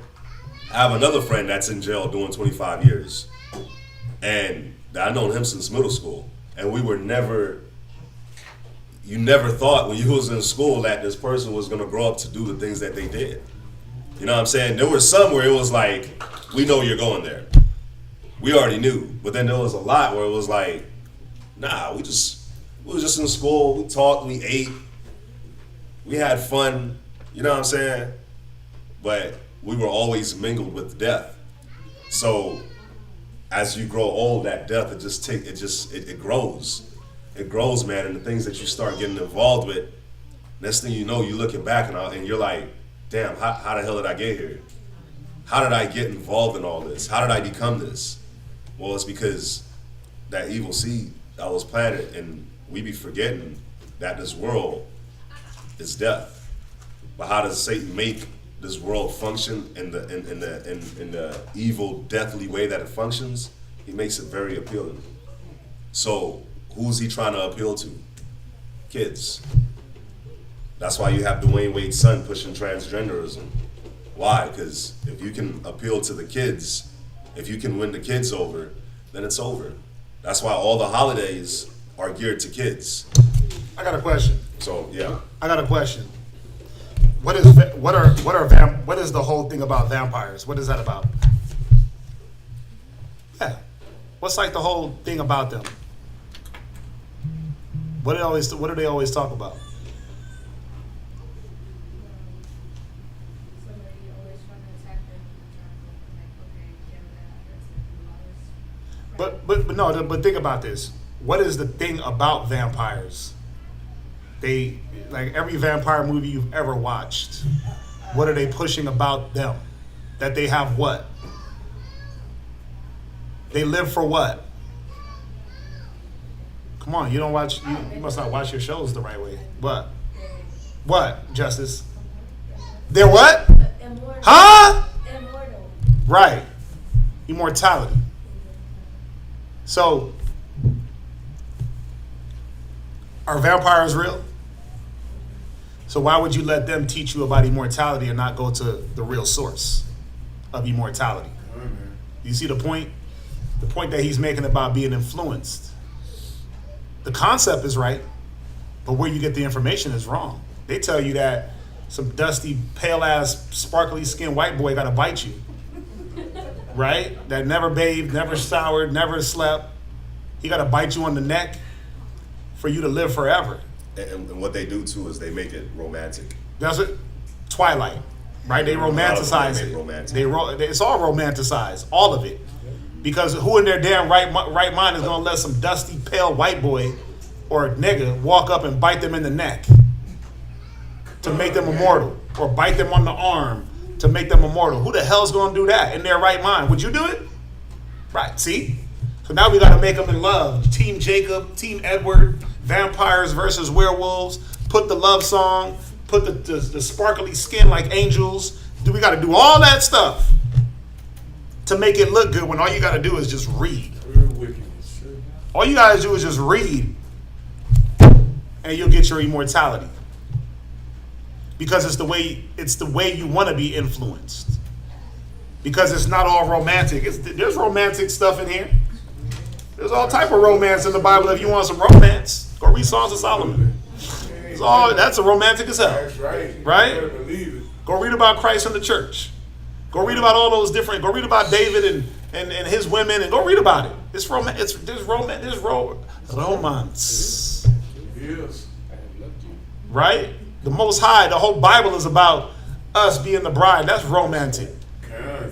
Right? You want to get some drama? Go look at how we deal, and look at your Vampire Diaries and all that crap, and match it up. You get all that, but you'll actually get the fix for your immortality. Right? So go back to Ezra real quick, and let's just jump back to the reading. 2nd Ezra chapter 16 verse 50. So shall righteousness hate iniquity. Right. So as the whore envies the righteous woman, it's coming back and letting you know that what? So shall righteousness hate iniquity. See, y'all's job is to hate iniquity, but do you know what iniquity is? Do you know that what they're feeding you and influencing you is iniquity? Do y'all know that? Do you realize that? A lot of y'all don't realize that. Damn, this is going to bring iniquity into my life. Can you pick it up? Can you decipher what you're watching? Is your lens on to be able to break down what you're seeing and say, damn, it's just entertainment? I'll honestly say the only one that could probably do that in here is Benaiah. The only one that has that slightly has an ability would be Benaiah. Because for one, you know how you girls look at things with all your damn emotions. Let Spencer die from what's the one show? His name is Spencer. What's the show? Huh? Criminal Minds, right? Let one character in Criminal Minds die. Y'all be in there crying. Oh my God, they killed Shamar Moore. What's his name? Huh? Oh, they killed killed Morgan. I'm like, who the hell's Morgan? From Criminal Minds. Like, why are you sad about that? I'm like, why are y'all sad about that? They walking through the house moping, they killed Morgan. Oh my God. I'm like, oh gosh. Y'all process things, right? But the point is to understand that it's entertainment. It's just entertainment. It can't engraft you. You can't be pulled all the way into it. So where now you in love with Shamar Moore and they killed your boo. Right? You gotta fight against iniquity. Go ahead. When she decketh herself and shall accuse her to her face. Right? When he cometh, that shall defend him that diligently searcheth out every sin upon earth. That's what you want. You want to be diligently defended because you stood against iniquity. When they come and accuse you and try to bring you down, when the whore decks herself out and says, look, hey, look at me, right? And her skirt's flapping in the wind and the eyes is bad in the makeup. And you sitting there in damn rags, right, in your sackcloth, like, damn. Who you want to defend you? That's right. The Most High in Christ. Why? Because you stood up. Because y'all children, you young adults, you stood up for something. Y'all could stand up for stuff too. You know that, right?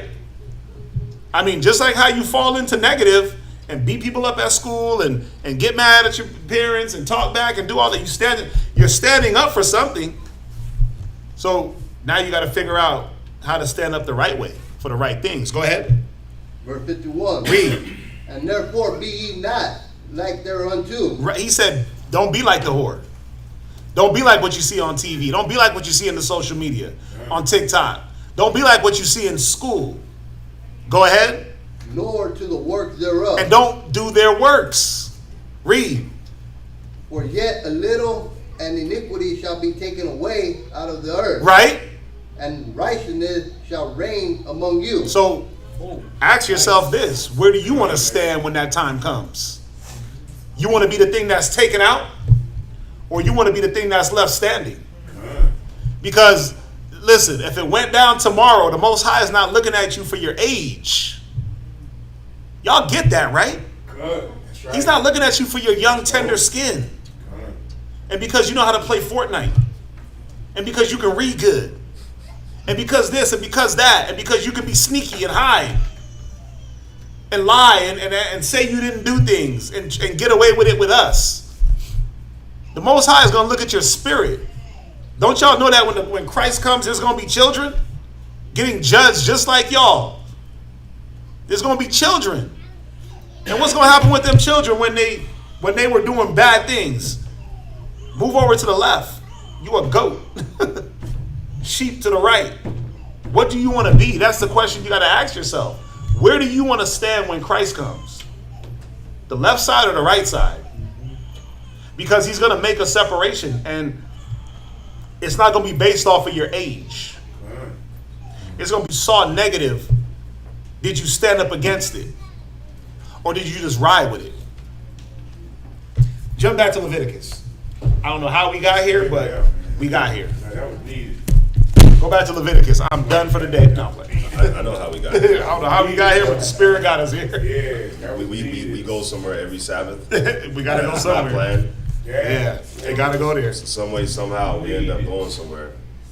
So you be thinking like, oh man, on the Sabbath, I just be in the school on the Sabbath. That's how I spend my Sabbaths. Nah, you actually go somewhere. Should be. You go somewhere in the spirit. You should be. Let's jump back. Spiritual realm, yeah. Can I read something? It goes with everything you were Go saying. ahead. All right, it's 2nd Esdras, chapter 2, verse 45. It's going to be the answer I'm getting is actually in 47, but 45 goes through all of it. This is Yahweh Shai, basically.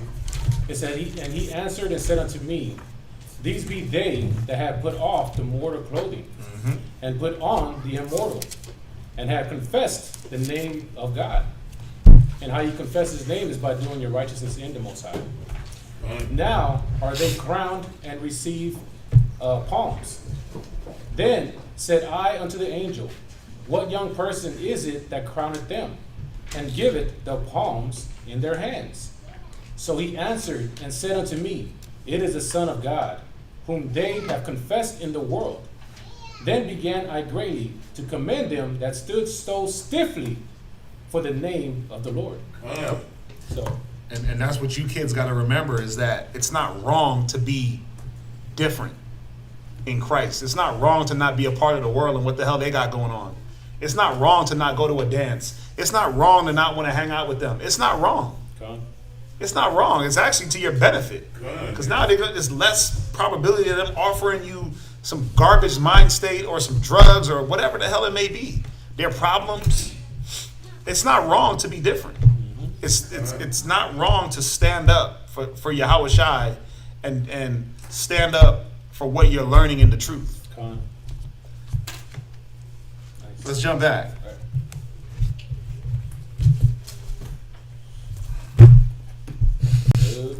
Leviticus chapter 21 and verse 6. They shall be holy unto their God, and not profane the name of their God. For the offerings of the Lord made by fire, and the bread of their power, they do offer. Therefore, they shall be holy. They shall not take a wife that is a whore. They shall what? They shall not take a wife that is a whore. Now, gosh. Con. These were the stipulations of the priests that they could not take. What is the whole thing about a whore?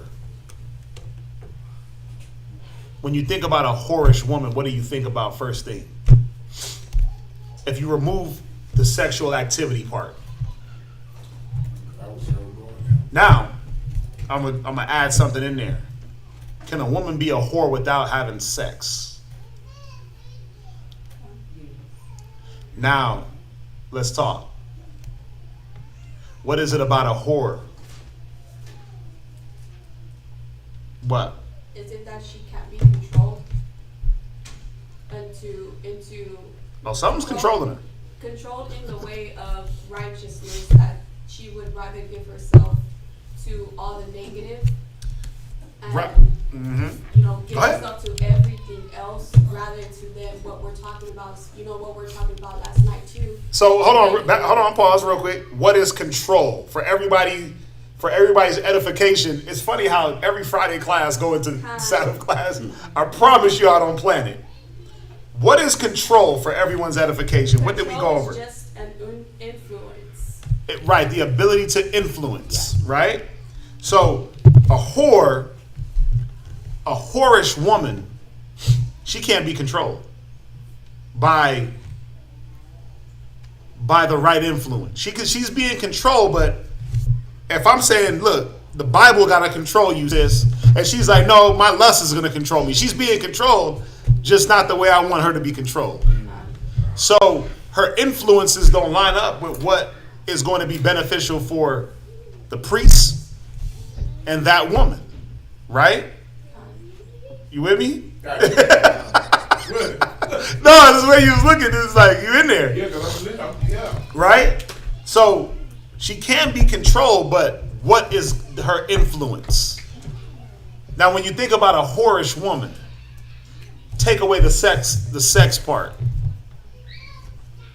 and think about it a little bit. Wow. Now let's go. Tell me. What do y'all think? What give me the characteristic. Because remember, it said that he wasn't supposed to be with a woman that was a whore. And we look at that like, oh, in the physical sense, yeah, she couldn't have been laid with. Right? She couldn't have been laid with. Somebody look up the word virgin. Let's remove the flesh real quick and let's go into the spirit. Right? Let's go into the spirit of these words. Right? Look up the word virgin. Because the word virgin got some definitions, and when you think about virgin, what do you think of? You automatically go to the woman that has not laid with a man, right? Let's look up the word virgin. She's manipulative and moves in selfishness. Ooh, money, lust, power, This is the thing she considers. Right, so she's all about her flesh, her carnal, right? What else? Kind of says For virgin. Okay, I got three of them. Two of them say they virgin, they have never had sexual intercourse, Right. A person who is naive, Woo! Right? innocent, Right? inexperienced in a particular context, Gone. being, relating to, or appropriate for a virgin, Right? not yet touched, used, or exploited, Not what? not yet touched, used, Huh? not yet touched. Unused. Yep. Unused. So think about it. Is that just speaking about sexually? She's unused sexually? Oh man. No. It's talking about influence. She hasn't been controlled in a manner of bringing forth negative. Wow, man. So you can have a woman that never had sex and be a whore. Yeah. That's deep. Because what? So would that mean You gave me that chills. if she's in, because when I think of a whoredom in that sense, that means Wow. that she's filled with different doctrines. But you said you think about a what? A whore in essence?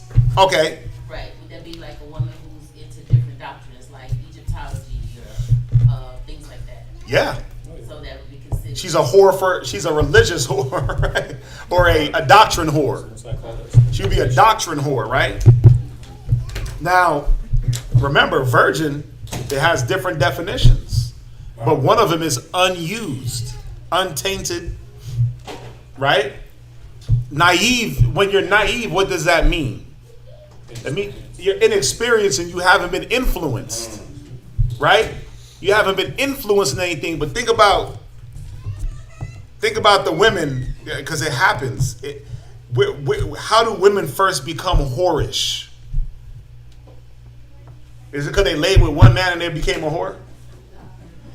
No. Wow. The whorism, the whore comes out in the mind, the mental. When things are presented and they say, "Yeah, I'm going to," like we just went through. Instead of saying, "Damn, that's wrong. Let me block that from my memory banks," they internalize and they let those things resonate inside of them. So again, going back to you young young ladies, don't think because you haven't laid with a man or laid down with a bunch of men that you can't be a whore. Going back to it, if your influences are everything else, and there are multiple influences, in 1 minute you want to be the punk rocker, then the next minute you want to be the dragon girl, the dragon lady, then the next minute you want to be Dracula's wife, the next minute you want to be like you're catering to homosexuality because you think it's okay, then the next minute it's this and you're advocating for transgenderism, then the next minute you think that it's a woman's right to choose. Why you think they putting these things out there? For y'all to be able to be influenced and advocate on their behalf with all this whoredom that is going around spiritually. Once you're able to advocate for homosexuality, abortion, transgenderism, LGBTQ, LMNOP, once you're able to advocate for those things and feel like they're okay, what's going to stop you from now doing the works and being that whore for real, in your flesh? What? Nothing. The point is, the mind first, then the body follows. A whore is only a whore because she thought it, or it was brought to her. She thought about it, she dwelled on it, then she did it. But she was already a whore in the mind. Think about it. The nation of Israel were whores before they did the works. That's why he called us whores and harlots. Absolutely. Right? Now, I'm trying to deal with this on two levels and show y'all that before you even do the act, where's your mind at? A priest wasn't supposed to deal with a woman that when he dealt with her, this is why betrothal was so important. that period to see whose influence was going to guide this woman. What control? I'm using the word control because y'all hate the word control. Y'all look at the word control. Listen, I sat down with Ivy last night and asked her, what do you think about the word control? She's like, it's negative. I was like, oh, okay, cool. So everybody's like, control? He can't control me, right? But control is just the ability to influence. Yeah. What's influencing you? And a priest wasn't supposed to deal with a woman that the block influenced her, her whorish mom influenced her whorish granny influenced her reprobate papa influenced her. He was supposed to deal with a woman that had pure righteous influence. Because he didn't have time to chase no woman, to try to chase her out of her whorish ways. No, what priest got time for that? If he didn't have time to go deal with dead bodies, you think he had time to go chase around a damn woman? And try to get her back on track and in line with him where she was never in line? So, go to Proverbs. Y'all throwing out some good answers. Unstable in her thoughts, can't be instructed. I'm guessing that's what Abadiah was saying. Instructed. Lust, money, lust, power is the things that she considers. Well, what if she's a young woman that don't even care about money, lust, and power? What if she's a young girl with a whorish mind? In the sense of, I don't want to be controlled by the right things, and I'll just give myself to anything. It don't matter if there's money involved, because let's think about it. A lot of these little young hoes out here that's on the block, who's paying them to be hoes? Nobody. Who's paying them to get trains ran on them? Who? Nobody, right? Them little niggas ain't paying them. They're not paying them to put them on Facebook while they running trains on them. They're not paying them. I hope y'all are listening, because this is what's going on. Where they're running trains on little girls because she just wants to get next to the local tough guy, the local young 13-year-old drug dealer, and she's letting all his friends run a train, and then guess what he's doing? Right on Facebook Live. So her mama can see it, her daddy can see it, her aunties in there, he tag her right in it. Boop, boop, boop. That happened in Chicago a year or two ago. They were raping this girl on Facebook Live. Raping her, and they put it on Facebook Live, and they figured out the location in the act and arrested these kids. These were kids. These were a bunch of little young boys. She thought she was going to go in there and deal with one of them, and all his boys came through and raped her on Facebook Live.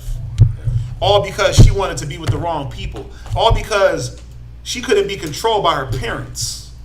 All because she wanted to be a whore in the mind first and then go act out.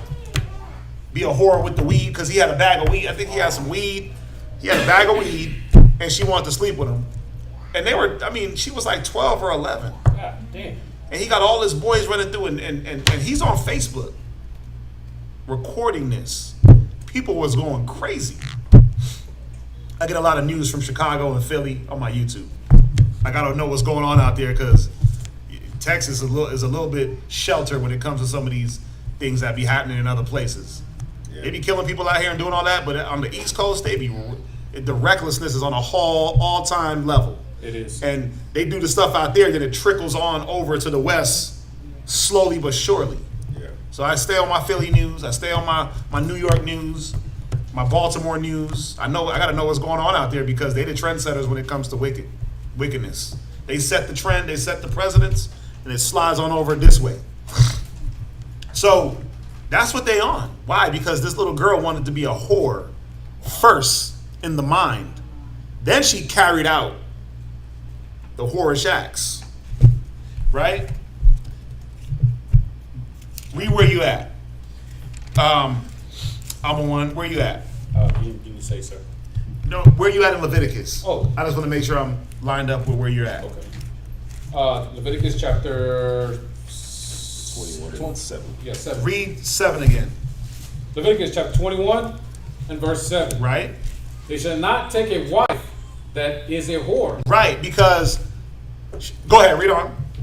or profane, neither shall they take Or a a woman that's profane. Right? What does that word mean, to profane? Something that's profane. What is that? Who got it for me? It's important. That way when you go out and you're looking for your woman, you can know what not to get. Brothers. That way, sisters, when you're not getting a man and you're wondering why, you can know how not to act. Right? You can know what not to do. What not characteristics to embody. What? What you got? Said relating or devoted to that which is not sacred or biblical. Whoo! So, brothers ain't supposed to be out there trying to get no woman that's not about this Bible. That's not about the word. That whole unbelieving wife, stop it. Well, she's just a non-believer. I'm going to sanctify her. You can't sanctify a whore. That's why, like they tell you in the world, you can't make a whore a housewife. Why? Because there's too many influences that even if you get her to wash a dish or two, she's still looking back at not washing dishes. Even if you get her to cook a meal or two, she's still looking back at, shit, I ain't gotta cook no damn meals. I can go get fast food while I can get my whorish partner to get me the fast food, right? You might pop a few kids in her. She's looking back like, man, listen, I'm gonna dump these kids off and go have fun. I ain't got no time for nothing, but I got time to go pole to pole to pole. Right? She got no time but beef to beef. Wow. Right? It doesn't, because why? That whorish mentality is going to override. It's going to override the biblical things.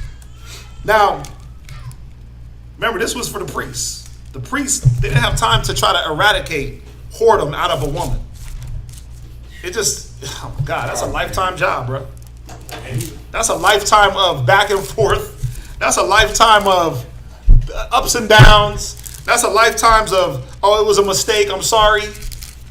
Really? There's no rest in that. It's not.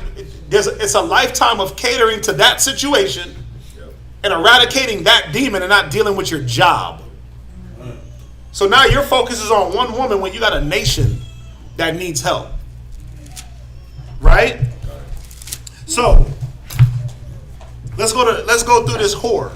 Let's go through what a priest wasn't supposed to entangle himself with. What type of woman? And remember, there's a reason why I went through this the way I did for you young girls that have not dealt with men, that have no influence in that way. It wasn't if you dealt with a man or not. It's what are you allowing to, are you profane? Are you letting the biblical influences guide you? Or are you letting TV and the world guide you? So don't get it twisted. To be a whore don't mean you slept with a bunch of men.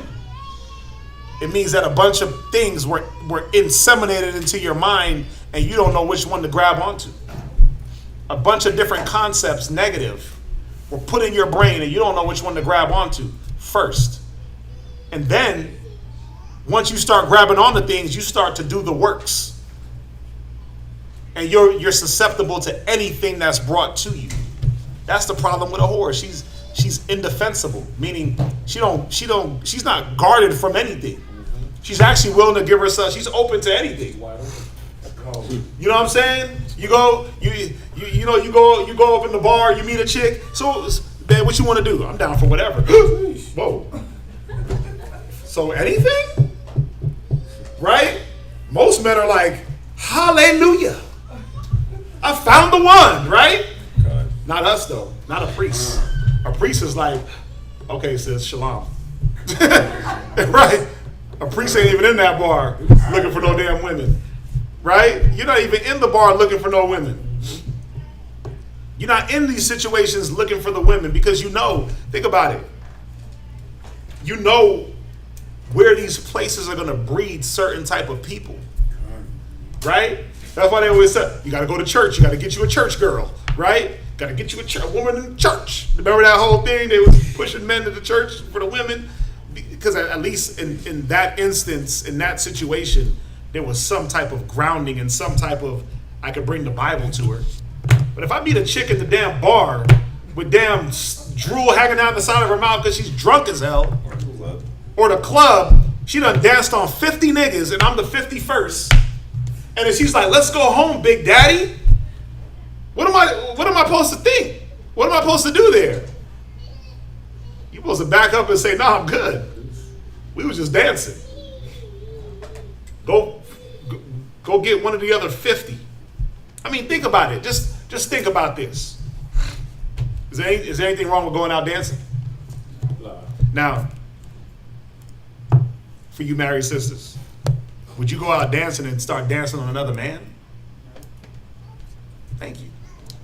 Thank you. You wouldn't start dancing on another man and in the pretense of, well, we just partying.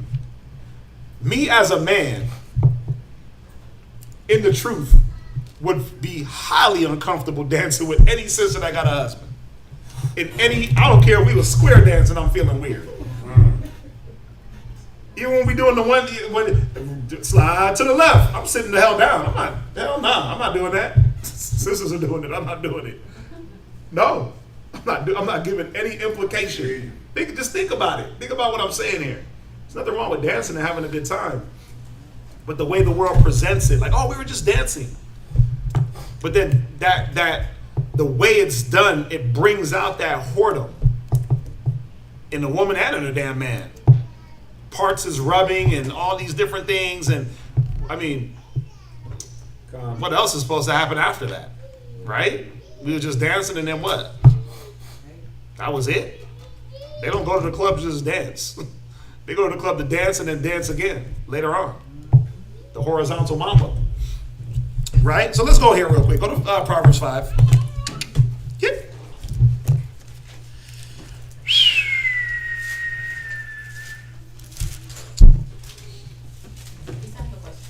Yes, ma'am. Does it work also with like compliments or flattery? Like when people are, like if a man is always complimenting you, or if a woman is very complimentary to a man, would that be how? Would you Well, again, you're probably dealing with people that don't know better, right? I mean, as far as, you know, like for instance, if you let's say you came in, like I'll use you because you dress nice, right? You coordinate, and I may notice it and say, damn, she dresses nice. I've noticed that. But do I come to you every single day like, damn, shalom, sis, that's a beautiful dress, and I love your head wrap, right? Then the next day on Wednesday, hey, oh, sis, you killing them, damn. And then Friday, golly, sis, right? After a while, it starts to sound a little bit thirsty, right? Like, what the hell's going on with this? And then your husband is sitting right there, and he's like, the hell's wrong with the priest? Yeah. Now, do I notice the way dressed and all that? Of course, but as a man that knows how it's going to come off and how it looks and how it's perceived, I'm not going to sit there and throw that out in the open, because then it's going to put these different things out into the air, into the atmosphere, these different demons. So you leave certain things alone. You leave that alone where it's at. Yeah, she dresses nice. So I expect that whenever Angela comes to class, she's going to be looking tip top, right? And you categorize things, but you leave it there. Even come on, even like we don't overly compliment each other, men, women, on anything really. I mean, we understand what things are, and we, right? That what's the word that I'm looking for? Like that over esteeming. Yeah, the Bible says to esteem one another. We're supposed to do it. Great job. Barakatah Yahweh, right? But if it goes further than that, then what is it? It becomes like if I was constantly, damn, great job, damn, brother, great, right? All the other brothers have looked like, okay, so he the only one doing a good job? Favoritism, man-pleasing, all those things start to come into play. So, not that he's not doing a good job, but I don't got to tell him every 5 seconds of the day that he's doing a good job. Right? Balance. Hey, you did good on that. That's a good kid. Like, he did something with the truck the other day, and I was a little bit skeptical. And, the way it's been going is good. And I'm like, and I told him, I said, bro, that was a great call. Excellent vision on that. Right? But I'm not every day like, man, that was great. Man, that was great. Bro, that was excellent. Like, it's just not needed. But we that's why I say you're probably, if it's happening, it's people outside of the knowledge to understand how things come across. Now think about it. If a man is constantly complimenting you, that means what? He's checking for you. That's right. That means that he's not understanding that he may not be fully respecting that you're married. And that has to be the forefront of whatever conversation. And there's ways, thanks for the compliment. My husband feels the same. You throw small little jabs in, wow, you knock that head off. Oh, her husband, damn, she keeps bringing up her husband. So her husband is in the forefront of her brain, even though he's not in the forefront of my brain. You see that? So there's ways to maneuver around that, still be respectful, still receive the compliment, and not come off a certain way. Yeah, I know where you're coming. I deal with that before. Are they telling you that you're handsome? No. They keep telling you that you're sexy? What's going on?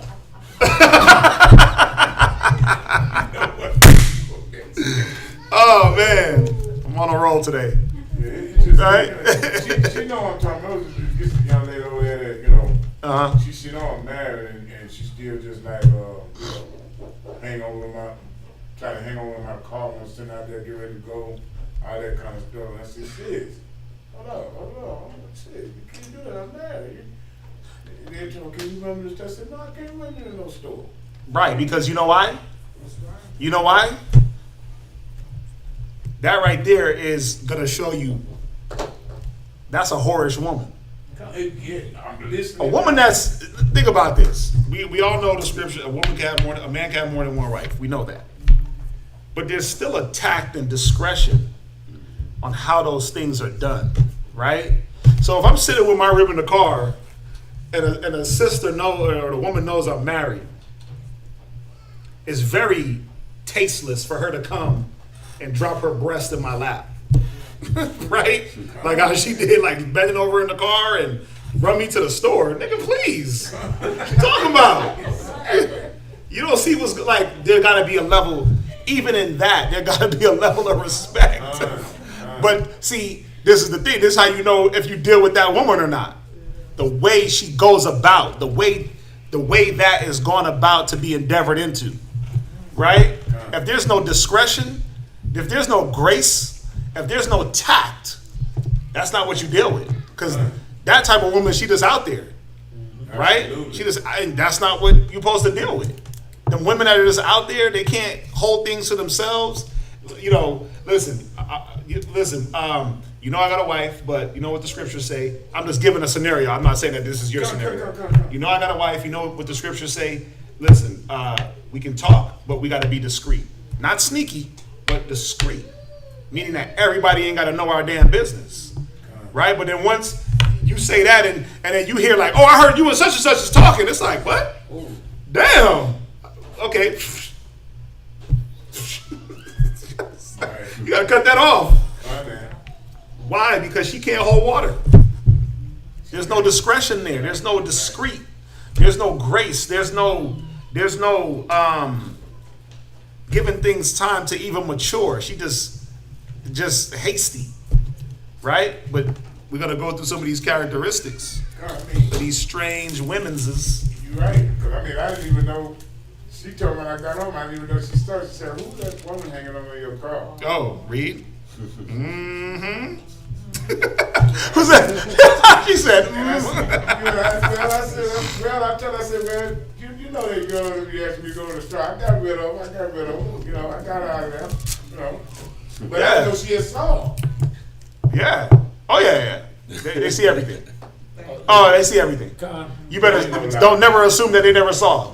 They hear everything. They see everything. They have female premonition. It's intuition with premonitions mixed, and they know it. Who you been talking to? Huh? Wait, what? They know it before it happens. They actually prophesy it, and they bring it into existence. It's deep you say that because no, he ain't lying though. That's deep you say it because I've asked questions before. I've asked her questions before, and she just stuttered. I said, "Oh Lord, if I'm in court, I'm gonna have to tell the court. Let me throw myself on the mercy of the court because she's stuttering." But anything else, blah blah blah blah. She remembered that. Oh yeah. Somebody did ain't cool. She remembered that. Recall memory to the mug, to the max. They remember. Don't ever assume that they didn't see. They didn't see it because they saw it through the little corner piece right here. Her whole head would be turned that way, but through the little corner, her peripherals is like 20/20. That's cool. And her, you ever see the Bionic Woman? Her ears, it's like it just opens up like a satellite. You're like, damn, you heard me? Okay, come on, sis. Yeah, let's go here real quick. Go to Proverbs. Go to Proverbs 7 and verse 5. Proverbs 7 and 4. chapter 7, verse 4. Right? Say unto wisdom, thou art my sister, Go ahead. and call understanding thy kinswoman, Go ahead. that they may keep thee from the strange woman. See, wisdom and understanding is going to keep. Listen, this ain't just for brothers. This is for women also. Because some of y'all are being approached by the commoners. What do I mean by the commoner? The regular dog and pony show of money. I could pay for this. I could pay for you. Get with me. But you already been through that. But some of y'all are being approached with that now in the truth. And if you're not understanding that, wait a minute, what is wisdom and understanding telling you? You're gonna fall for it. You're gonna look. He gonna be like he gonna razzle dazzle you with the dinners and the movies and the vehicle and the shopping and all those different things, and you're gonna be like, damn, how did I get back here? Because all you're doing is going back to something. It's just designed a different way. Y'all get that? The building is just repainted. That's like us going back to the old school, knowing the whole inside smells like mothballs, piss, and mold, but because they painted the outside, it's cool. Let's go back, it looks good. It's the same old thing. You're going to be in there getting sick, right? It's still mold. But wisdom tells us, like, wait a minute, did y'all fix the mold? Did y'all fix the walls? Did y'all gut the inside and clean it out? Right. But wisdom is going to make you search. It's going to make you ask the right questions. Right? It's going to make you look into your goings the right way. So this ain't just a man thing. Women, you ain't supposed to be dealing with a whoremonger. Go ahead, read. From the stranger, right, which flattereth with her words. So that's the first thing you look for. Angela said it. All the compliments and all that stuff. All that flattery ain't needed if we trying to get down to business. Let's get down to brass tacks. What the hell you here for? What you in my life for? That's how I break things down. I'm like, okay, what is your purpose? What are you around me for all of a sudden? What do you come to me with the flattery? Because I don't really take well to flattery. I don't like it, right? I'd rather not get compliments and all. I don't like that. Because for me, that's just a way for a person to lower your defenses so they can come with some BS. So me, I'm like, come with the BS first, right? Give me all the veggies. I'll take the cake later. Give me all the stuff that we don't like. He knows. He's like, man, he tries to butter me. I'm like, man, give me the bad news, bro. Just tell me. He's like, okay. Then he's like, I got some more bad news. I'm like, well, hurry up. Just tell me, right? Don't try to come with some other sugar-coated stuff. Tell me, get it out the way, and let's do it. So what's your purpose? Get past the flattering words. Some of y'all get caught up right here. Right here. We haven't even gotten to stage 1. This is like stage 0.4. And it's like, he told me I look good. So you lay with him? Like, damn. She told me I was handsome, so you got with her? What the? Are you serious? You didn't investigate further to find out her intentions, to find out what she was coming from, what she was coming with? She just said that you was sexual chocolate, and that's what got you. That's cold. Okay. So you fell to the flattery. Go ahead, jump on, read on. That they may keep thee, where am I? Verse 6, 5? Verse 6. Right. For at the window of my house Uh-huh. I looked through my casement. Go ahead. And beheld among the simple ones. Wait, so who gets hit with the flattery? Read it again. And beheld among the simple Who ones. falls to the flattering words? Read on. Read it again. And beheld among the simple Yeah, the ones. simple-minded. It says the simple believeth every word. A simple person, a simple man, a simple woman believe every word. Girl, I'm going to give you the world. How? When he's barely even making it. He can barely pay his rent. So he's going to give you the whole entire world? Yeah, he laid on his bills. He got baby mamas. He got baby mamas. So how come he didn't give them the world? But he about to give you the whole world, Craig? Not just the parking lot, but the world? He can barely give you the parking lot. Those are my whack movie jokes. Go ahead, read them. I discerned. You said what? Go ahead, read them. I discerned among the youths. Right? A young man void of understanding. Or a young woman void of the understanding of the process, how to go about to vet a person, the process of why are people coming at this time, the process of Satan is an opportunist. What opportunity is this person taking in my life? Do they see that I'm vulnerable? Do they see that I'm strong? What are they looking at me for? What are they seeing me? What am I giving off? A lot of times we're void of those things, and what do? A person is able to pick you out in the crowd and say, ooh, I got one. She ain't confident. How can you tell she ain't confident? Because she's straying away from the crowd. She's fading to the background. And what do they play on? That lack of confidence. And all it takes is, girl, you so funny. Girl, you so sexy. Girl, you ain't like other girls. Oh my God, he thinks I'm different from all the other women that he's ever met. So sometimes it's just attention. It's attention. Sometimes all you got to do is just give a little bit of attention. Yup. And that's it. And a Happy Meal. And that's it. Some Chick-fil-A. My. Little Chipotle. Chick-fil-A, man. Oh, there's a time when, man, you get any chick with some Chipotle. Little Chipotle bowl. She be, man, listen. Read on. Little Caesars. Oh, damn. That's a cheap date. Go ahead. Passing through the street. Right. Near her corner. Go ahead. And he went the way to her house. Yeah, the void of understanding is, wait a minute, a wise man foresee the evil. Why are you going the way of the whores? Why are you going in the way of the street? It's like me going home. Now, I live on Bissonnette, right? Everybody knows that. Yes. But that's like me going down Murphy to hit Bissonnette the whole side to drive all the way down Bissonnette to get home. Why would I do that? Hell no, I'm taking 90 to Eldridge, and I'm going to skip all the hoe. All the hoe stroll. It's all right here. I'm going that way because I know the hoes are down there. I made the mistake. I remember one time, this is when I first got to Houston, and I was meeting up Shara to pick up a credit card for something. And she was like, oh, just meet me at the Burger King by the school. And that's when I had the car. This is not when I first got here. But I just wasn't aware of my surroundings. And I went to the Burger King on the Holstro. I had Noah with me. I might have had your pa with me. But I know I had a kid in the car with me. And I'm sitting in the parking lot of the Burger King, and I look around and I'm like, wait a minute, what's going on here? And the little hoes start flocking to the vehicle. Knocking on the window. I hit Shara, I was like, hey, meet me at the Shell down the street. And I learned never go to that Burger King.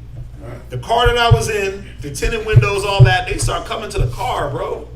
So what do I learn? What have I learned? Well, never drive down Bissonnette if I don't have to. Always go around. I don't have to go down Bissonnette and drive through the whole stroll. But see, a young man void of understanding, he's like, oh, I just want to go look. I want to go see some women with nothing on. Because that's what they do on Bissonnette. They walk around with no clothes on. The whole bottoms is out. Yep. A young man, he's looking for the peep show, the cheap thrill. But then, what does looking turn into? Actions. That's right. Let me park for a second, get some gas. Nigga, please. Yep. You got a full tank. Let me go to this corner store real quick. You know damn well that's where they be meeting up at. Right? I can tell you the whole stroll. It starts at that Burger King and it goes down to that gas station where we was street speak at. It goes right there. And that's where the pimps be chilling in their cars, watching their hoes going up and down the street.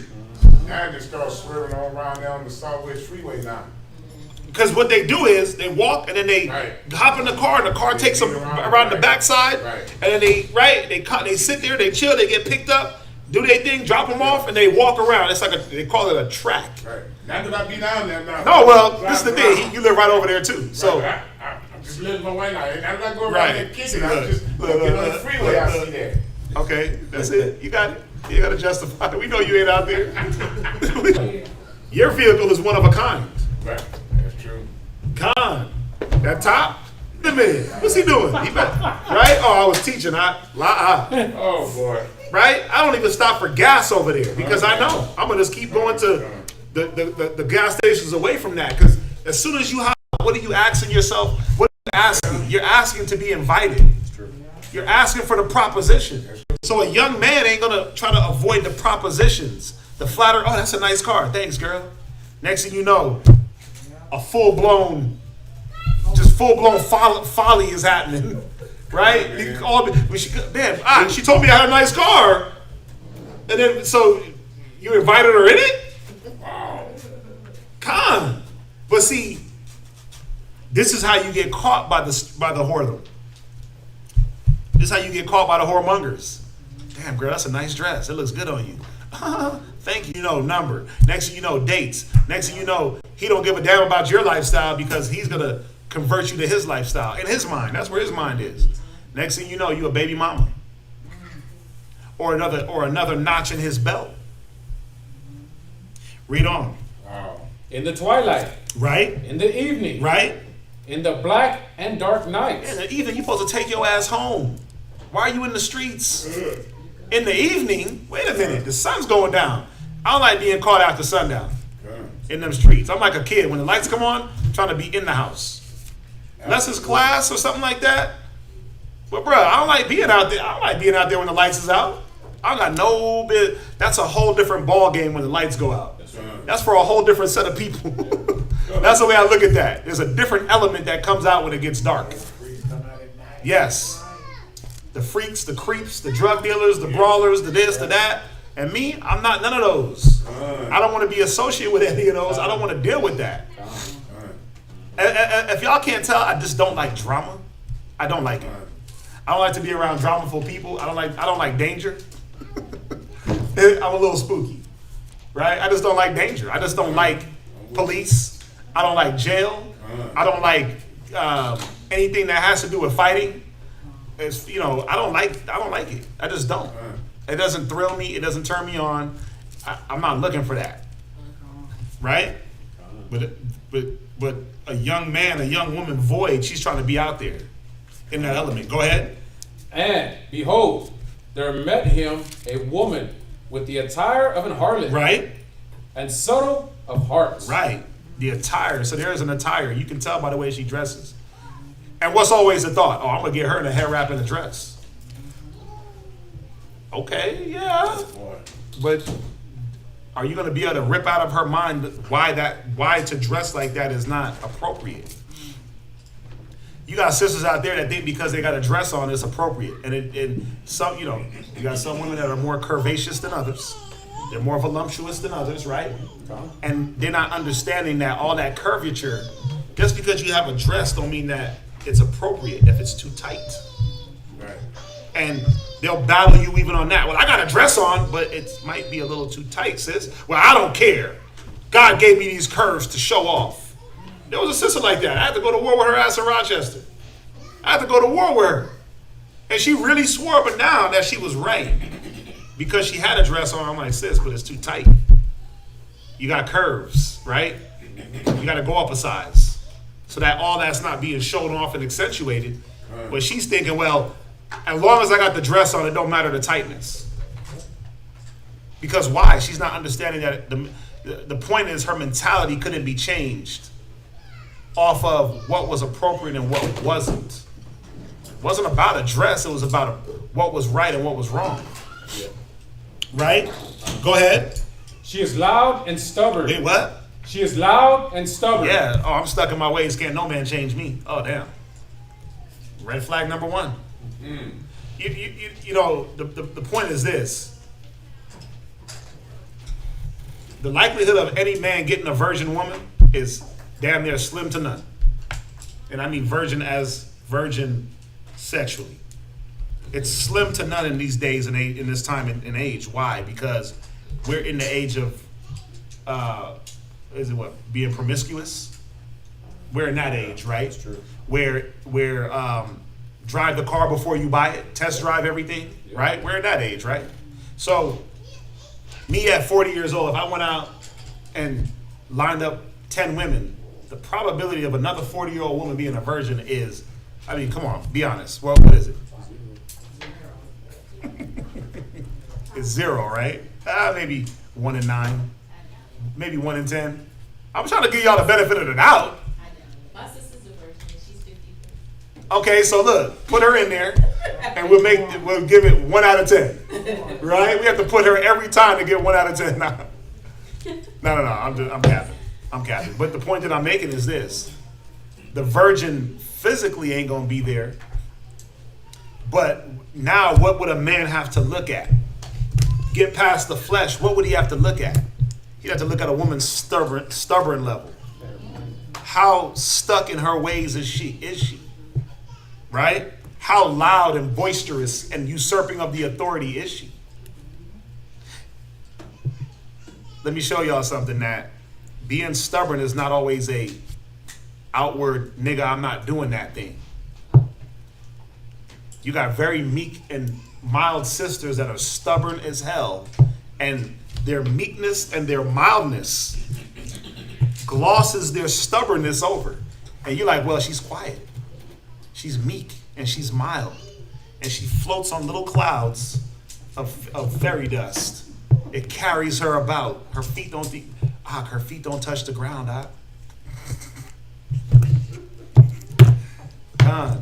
Because Satan is carrying her.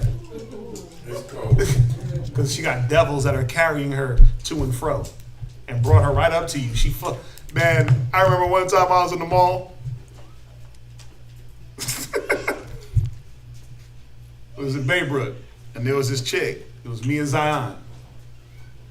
And she came around the corner, and she looked right at Zion. Boom!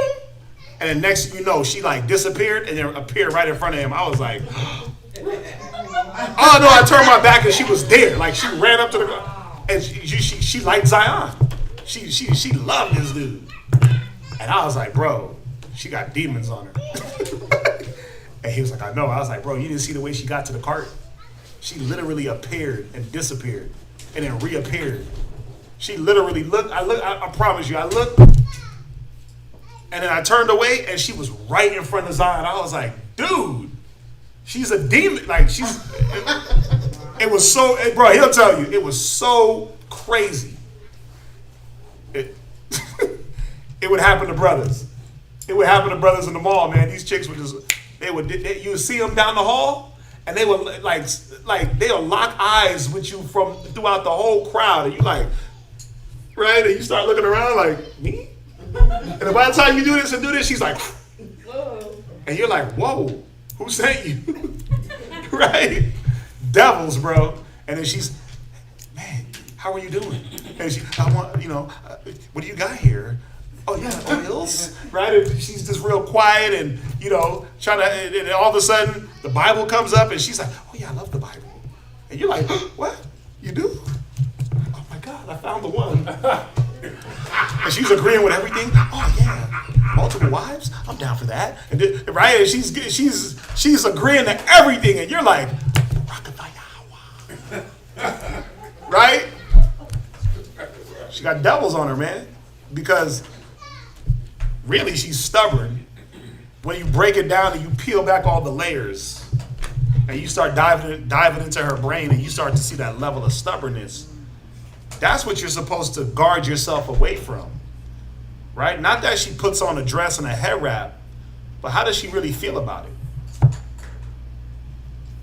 Has any brother really asked his rib, like, how do you feel about wearing a dress? How do you really feel about the hair wrap? How do you feel about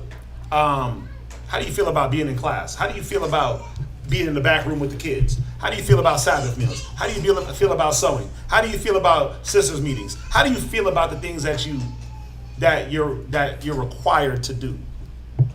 And you're gonna get different answers. And some sisters are just doing it. Why? Why are they doing it? Right, because their husband wants them to do it. They're not doing it out of the true sincerity of themselves, right? And they'll do that. They'll do the little formalities, I call them. But now, listen, you want to get with me? Well, guess what? Here's the address: 231 FM 1092. Yada yada yada. And he starts showing up to class. Then you know that ain't the one for you, right? I mean, that's how we do it, right? Okay, since you want to get with me, well, the address is 231 FM 1091. Show up. Oh, really? Damn. Bible? Really? Here's the link to class. Watch that. Come back and tell me what you think later. That's what I do. She'll never show up. She'll never show back up. Or don't ever mention it. Or never mention class. Yeah, so you know that ain't it. There's a level of stubbornness there. Go ahead. Her feet abide not in her house. I mean, these are the telltale signs. What you about to get in tonight? I'm about to find something. It's never, what you about to do tonight? Clean my house, do the dishes, cook, right? Why is it that females think that because they don't have a boyfriend or a man, they can't cook?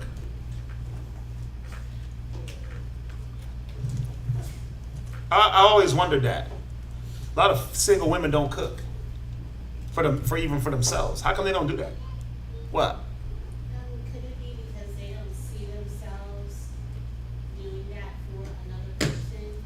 Like they don't see their future being with. It could be. I don't know. I don't know either. I'm trying to figure it out. Because my thing is this: if you see that, oh, I want me a man, I want me a husband, then wouldn't you do the things that require you to have that? Wouldn't you practice? See, this generation is taught like when you get the man, then you learn how to cook. Like, what the hell are you talking about? You better come with some meals. You better come with a few recipes ready to go.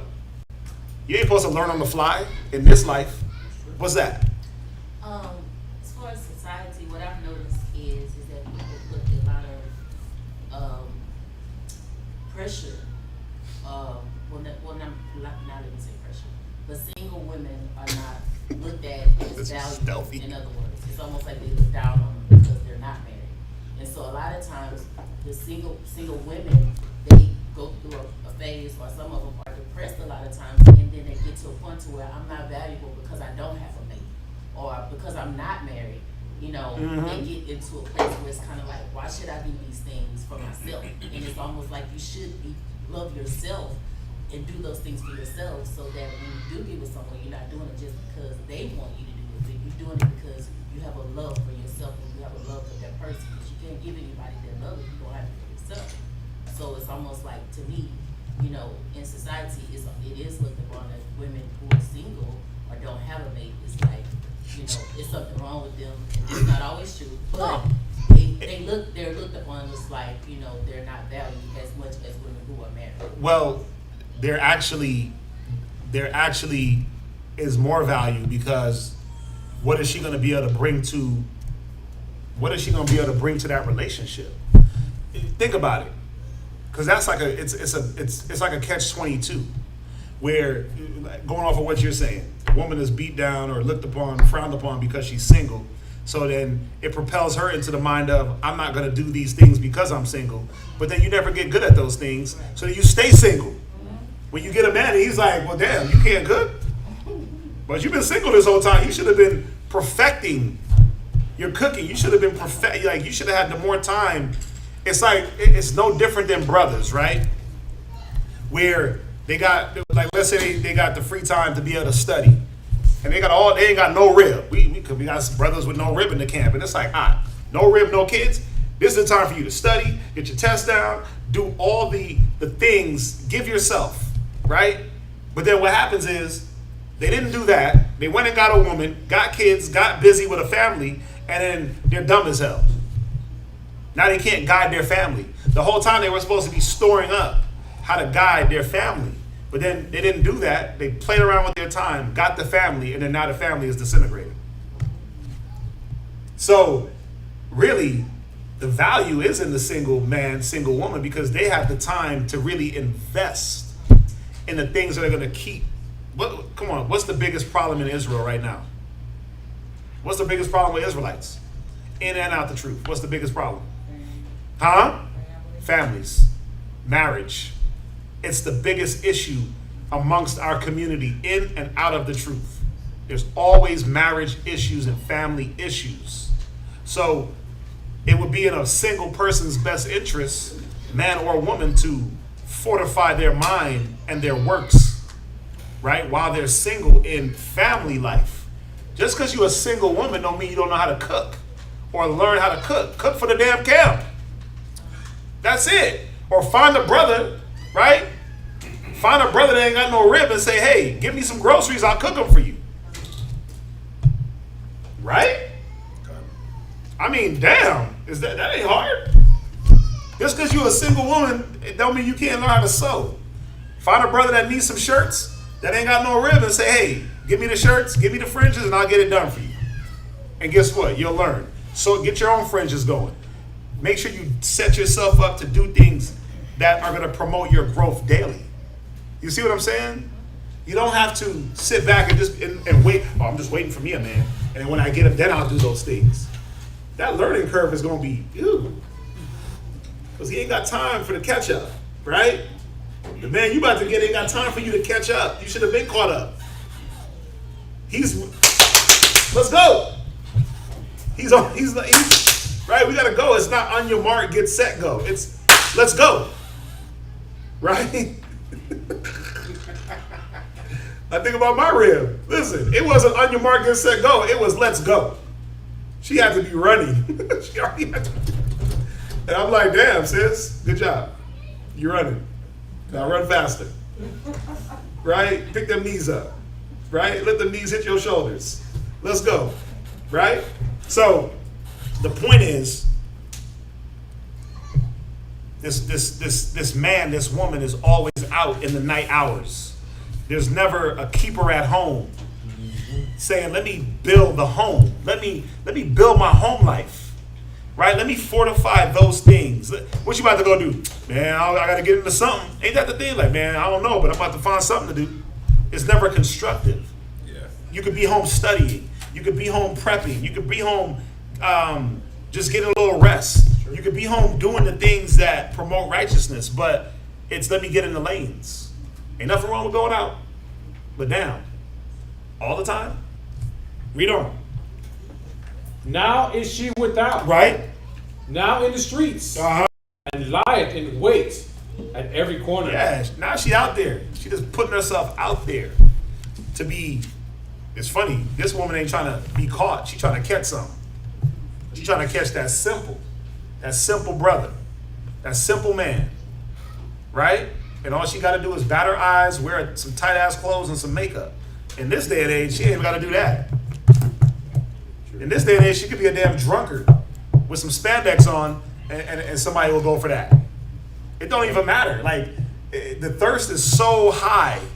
Think about it. The standard is so low. The bar has been set so low. Women go for anything. You have 18 kids with 18 different women. Not have a job, not have nothing going for him but a bag of weed and the ability to buy alcohol. and some good bedroom action, and that's all is required. Yep. That's it. And it's like, this is my hubby, this is my man, girl, and two raggedy chicks will fight over him. It's like, what are y'all fighting for? To have the next baby, to be the next baby mama, to be the next child support case? She can have nothing going for her. Nothing at all. She don't brush her teeth. She wear the same, like, it don't matter. And guess what? There's gonna be some man with no standards. Like, let me get that. Come on over here. Let me get with you. Let me put babies in you. Let me bring you to introduce you to my mama, right? Let me introduce you to my daddy and put you on the pedestal. But what is she? Where is her value? Because she's stubborn. She's loud. She caught you with her eyelids. She flatters with the words. But where's her value at? How is she bring? You can't influence her, so you just gotta ride with her stupidity.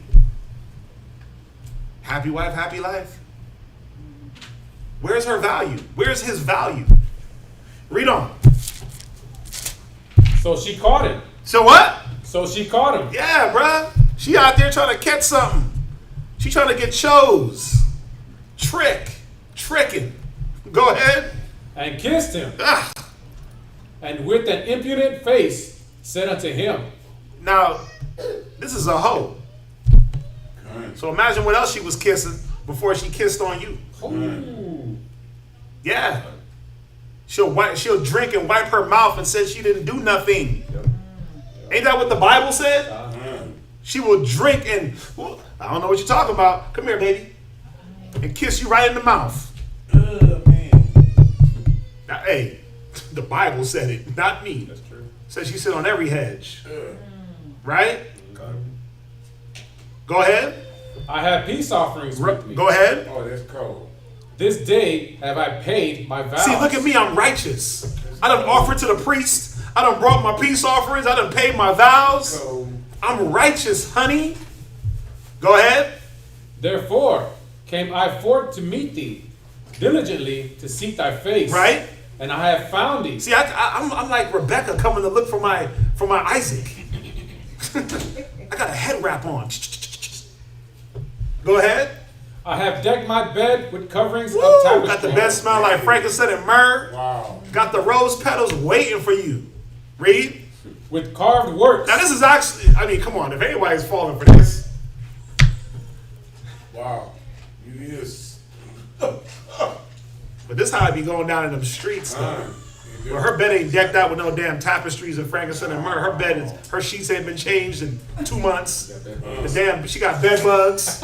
Yeah. She got roaches all in the damn sockets. The house got just baby clothes and the carpet ain't been vacuumed. The dishes in the sink from 2 weeks ago. It got all types of other stains from men and bruh. And you was like we gonna do, oh, okay, you just lay right down in it. Like, come on, man. At least these whores had a little bit of a standard. They're going to clean up. In this day and age, they ain't even cleaning up. They invite you in the house to smell like it ain't been cleaned in years. Walls black. Bed ain't got no sheet on it. Just living on a mattress. That's horrible. Oh, but it's true. It's true.